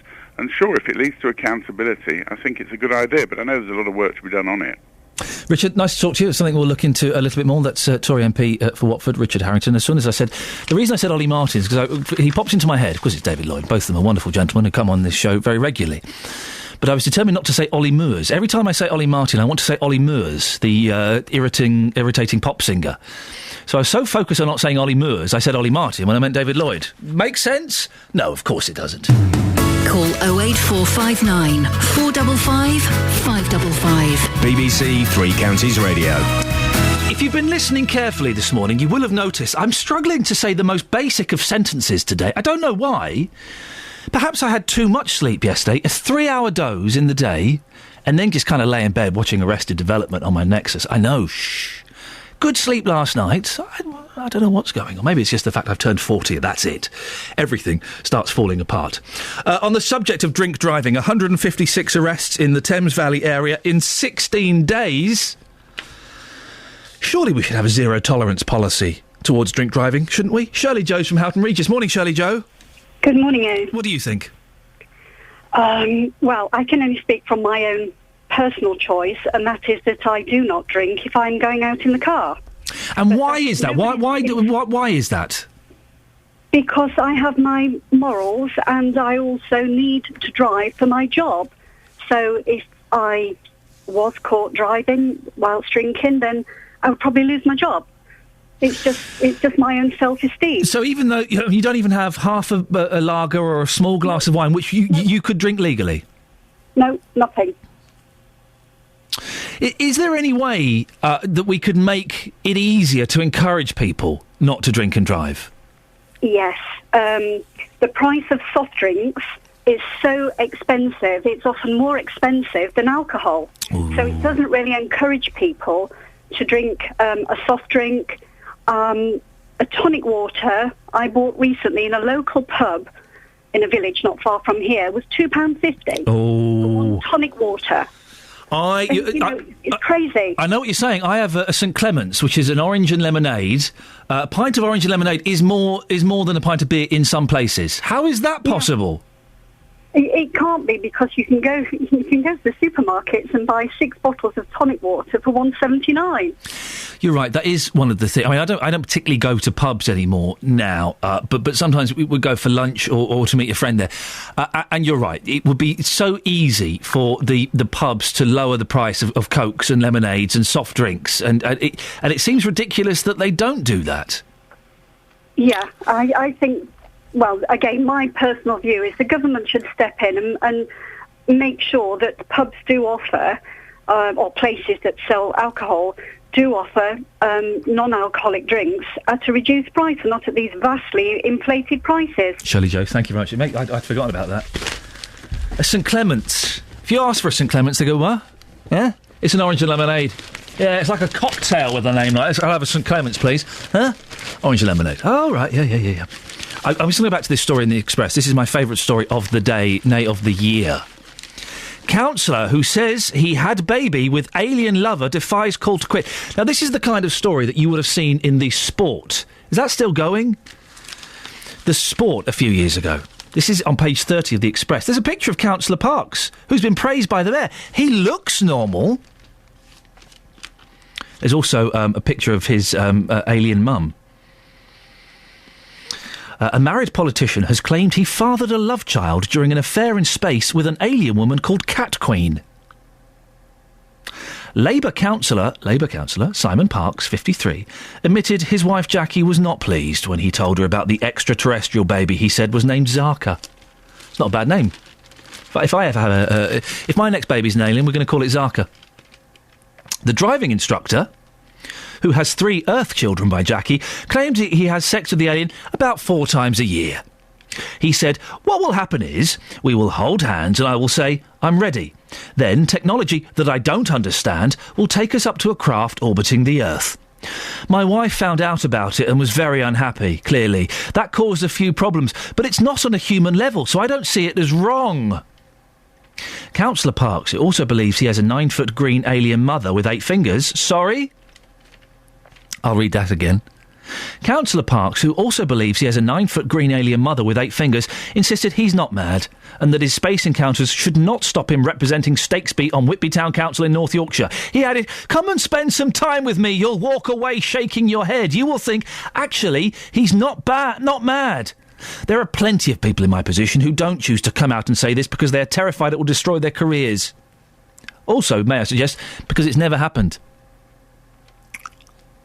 Dorothy Clegg, a former mayor of Whitby, wants him to resign.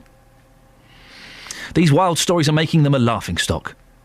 Councillor Parks, don't forget, he claims he has a 9-foot green alien mother with 8 fingers. Claims he remembers being lifted out of his cot by his ET mum when he was 6 months old. His birth mother was an alleged MI5 spy called Jean Parks, but he says the alien told him, "I am your real mother. I am your real mother." That's how they speak, isn't it, aliens, I think? He spends hours drawing aliens he has met and says his last encounter was this year while he was driving home from Sainsbury's. Yay! Whitby Mayor John Freeman said, "Councillors are entitled to their own beliefs. We are a non-political council. Simon is a very able and effective councillor and completely bonkers." 08459 455 555. Travel news for beds, cards and bugs. BBC Three Counties Radio. Chiltern Railway, delays of up to 15 minutes are possible between Princes Risborough and Marylebone. This is because of a problem with the line-side equipment at High Wycombe. Unfortunately, no estimate for when they'll get things sorted through there, so delays of up to 15 minutes for the moment. The A1, it's looking slow still at the Black Cat roundabout, and it eases up then through Sandy and Biggleswade before slowing down the A1M, with heavy traffic between Junction 8 at Hitchin and 7 at Stevenage. The A509 in Olney, slow moving on the southbound side at Spring Lane. It's because of roadworks. Temporary traffic lights are up around there, and it means traffic down toward Milton Keynes is looking busy. M25 anti-clockwise, you've still got delays from Chorleywood at Junction 18 round to the M4 at Junction 15, and looking at the A10, there are delays as you come in through Cheshunt toward the M25. Adam Glynn, BBC Three Counties Radio. Thank you very much, Adam. Right, it's 8:46. It's Wednesday, the 19th of June. I'm Iain Lee. These are your headlines on BBC Three Counties Radio. 156 people have been arrested for drink driving in the Thames Valley in just 16 days, and that figure is up on last year. Pupils at a Hertfordshire school, are being offered counselling after the deaths of 2 teenagers who were hit by a train on Monday night. In sport, the FA has confirmed the England under-21 coach Stuart Pearce won't be offered a new contract when his ends this month. Coming up, drink driving, should it be a zero-tolerance policy? 08459 455 555. We'll talk about that and maybe a bit more after the latest weather with Wendy Hurrell. Beds, Herts and Bucks weather. BBC Three Counties Radio. Good morning for us all. It's a warm and humid start to the day. 18 degrees at Luton Airport at the moment, underneath some hazy brightness. That means we're always going to be at the risk of seeing some showers crop up, and where you do, they could be heavy and thundery. At the moment, they're a long way from us. They're out in the North Sea, but there has been some really quite interesting thundery activity from them. So at the risk of one of those, but largely today it will be dry with that hazy sunshine, and it could be the warmest day of the year. It looks like we'll get up to 25 or 26 degrees Celsius, and the odd place might get even higher than that. Throughout this evening and overnight, again, there's that shower risk. Don't be surprised if you get woken up by a rumble of thunder and some pelting rain, and I'm afraid there is going to be yet more of that through the early hours of tomorrow morning. Temperatures 13 to 15 degrees Celsius, and so it will be a pretty sultry night. So one or two of these showers creeping further inland across our part of the world throughout tomorrow morning especially. The thinking is at the moment it's going to be slightly drier and brighter for the afternoon, but you'll certainly notice a difference in the freshness. It will feel a lot cooler, temperatures reaching 18 or 19 degrees Celsius. A generally fine day on Friday, perhaps with one or two light showers, but for the weekend, showers or longer spells of rain, windy and cool. I don't want to talk any more about that. At the moment, that's how the weather's looking. Thank you very much, Wendy. Every weekday from 3, Roberto Perrone. The bosses of a Milton Keynes lorry driver who died after falling asleep at the wheel have been found guilty of manslaughter. With the best local news stories. At the moment, Christmas in Luton is at risk. We'll do our best. We'll work with the business community and other sponsors to fund the Christmas lights. The best local travel. Multi-vehicle crash on the M1 northbound just as you come from the M25. It's going to get busy. 3 cars involved. With the best local talking points. Because I was born female, that was my first sin, if you like, and I don't think I've ever been forgiven for it. Roberto Perrone, weekdays from 3 on BBC Three Counties Radio. Well, we've... I turned my fader down as I was talking. That was weird, wasn't it? Steve has posted on Facebook, we have a Shiwi in the car. After my wife was caught short in a traffic jam. She's used it several times with great success. I'm glad it was successful, Steve. However, her advice would be not use it by opening your flies and weeing like a man with it protruding. It involves mucho spillage. How long can I stay in this job, do you think? Seriously. I mean, really. I'll give it another month. Is it time for a zero tolerance policy on drinking and driving? It appears again that drink drive campaigns just aren't working. 156 people have been arrested for drink driving in the Thames Valley in just 16 days. And the figure is up on last year. 156 people in 16 days. It seems obvious to me. Zero tolerance. 20 milligrams. That would cover mouthwash or food with a bit of booze in. That would be fine. But it's not such a great hardship to not have a glass of wine before you go for a drive. It's not. JVS furiously shaking his fist at me through the glass. It's not a great hardship. It's not a great hardship not to have that pint of lager before you go. It's not. You'll survive. Well, Justin Dealey has been out and about. Justin, what's the main vibe you've been picking up from people? Well, can I just say, to come, I've got some very exciting transport news. Oh. I'm teasing you on this one. Oh. That's to come. Personally, I probably have one pint very, very occasionally, but I have been up to Toddington Services. I've been asking motorists there whether they would welcome a zero tolerance policy, and this is what they had to say. Dave, you're somebody in favour of zero tolerance. Can you tell us why? Because everybody reacts different to alcohol. It's just one of those things, isn't it? I could have a pint and be okay. You could have a pint and fail. Your reaction time's totally different. It's just one of those things. So if we have a zero tolerance, you think it will make the roads a much safer place to be? Possibly. There's a lot of other things out there apart from alcohol.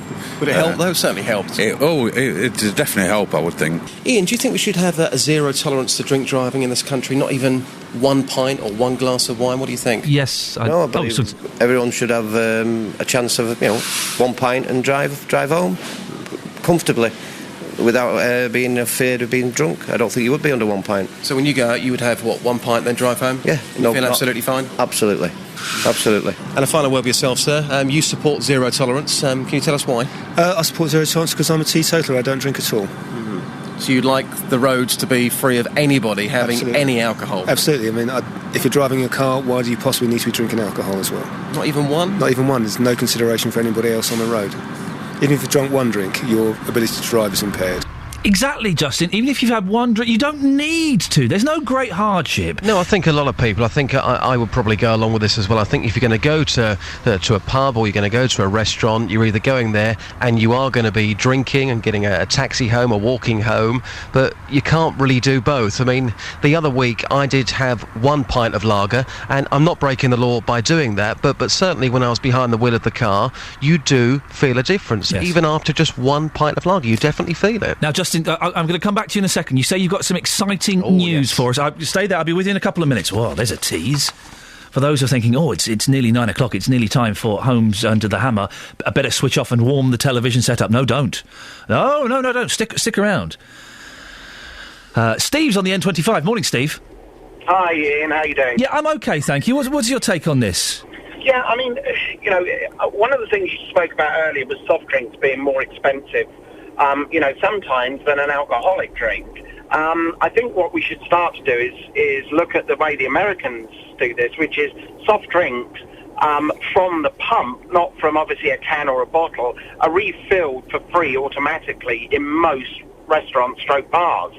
And why the licensees, etc., can't do this, I just do not know, because it's all made from a syrup, which is, very cheap. And then they've just got to add a soda to that to actually make it into a Coke or a lemonade or whatever it may be.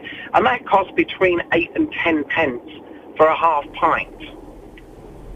So it does. God, you're right. It does make perfect sense to do that. I'm being asked to ask you, how do you know this? Yeah, I was actually very close to buying a pub and looked into all the costs for that. So. That's how I know. OK, well, Steve, thank you very much indeed. So it makes perfect sense. You're right, that was a good conversation continua. 08459. I do it because I care. I do it because I care. 08459 455 555. Probably not much time to give me a call, but after 9 o'clock, forget Homes Under the Hammer, Sky Plus it. Radio gets really good at 9 o'clock. On some stations, we have JVS. He's asking, it's a joke. It's a joke. Do you think it's okay to have one drink before driving? There was an excellent thing. Was it yesterday that Jonathan had Frank Bruno's daughter on? Was that yesterday? Was it the day before? That was brilliant. That was brilliant. We're using that in the advert for the BBC iPlayer. That was a cracking listen. I even got out of range of BBC Three Counties. I had to tune in on medium wave. Medium wave! 606, I think it is, or 63, something like that, to listen to it. That was a wonderful listen. Always worth listening. Now, back to Justin Dealey, who's an adequate listen. Justin. Thank you, Ian. You're welcome. You all right today? Yeah, good. Why? Yeah, she-wees and all this kind of stuff. you feeling well? I'm feeling very well. What's your problem? Lack of sleep last night, was it? I slept very well last night, Justin. This is the problem. So we've got two people in the building that have had too much sleep. Yeah. You and Sophie Solaria, who works on the JVS programme, both acting very, very weirdly today. But anyway... Weird? Yes, very, very weird. Yes. Go on. Coming in, talking about she-wees. Yes. It's, big international news. But I have some very exciting transport news, Ian. OK, here comes Justin. He's criticised me. Let's hear his big international news, shall we? Here we go. Last week, we were talking about cycle paths and how much they cost and the government trying to encourage more people to use their bikes. And we were abused, weren't we, by some cyclists who were getting a little aggressive with us, saying...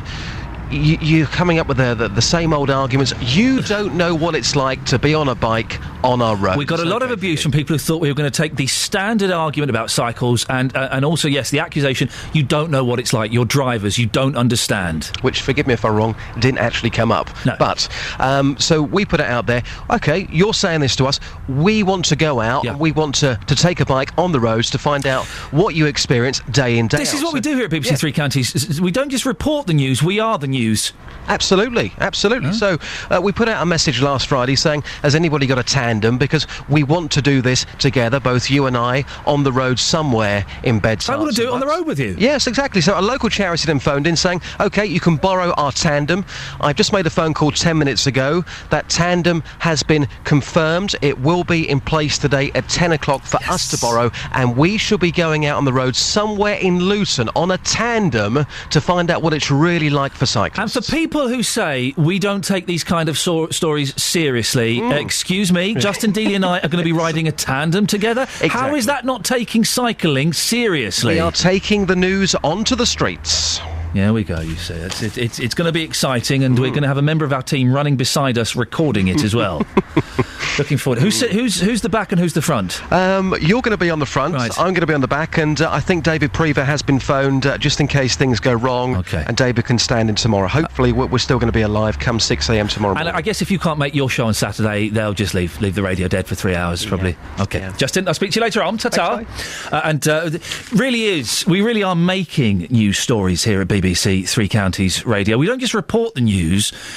We make the news, and sometimes we report the news and then we get in the news and wear it like a suit, like that man wore in that film where he made a suit out of people. Not quite. It's not quite like that, but you know what I'm talking about. Anyway, moving on. Esther in Luton called in to talk about something serious. I threw she-wees at her. She'd never used one. She's going to buy one. She's going to try one for us. You won't hear that anywhere else, probably with good reason. But if you've got a story you think we should be talking about on this show, do send me an email, ian.lee, IAIN.LEE @bbc.co.uk. You can also get in touch if you're an interesting or vaguely unusual musical act that wants to take part on the show on a Friday morning.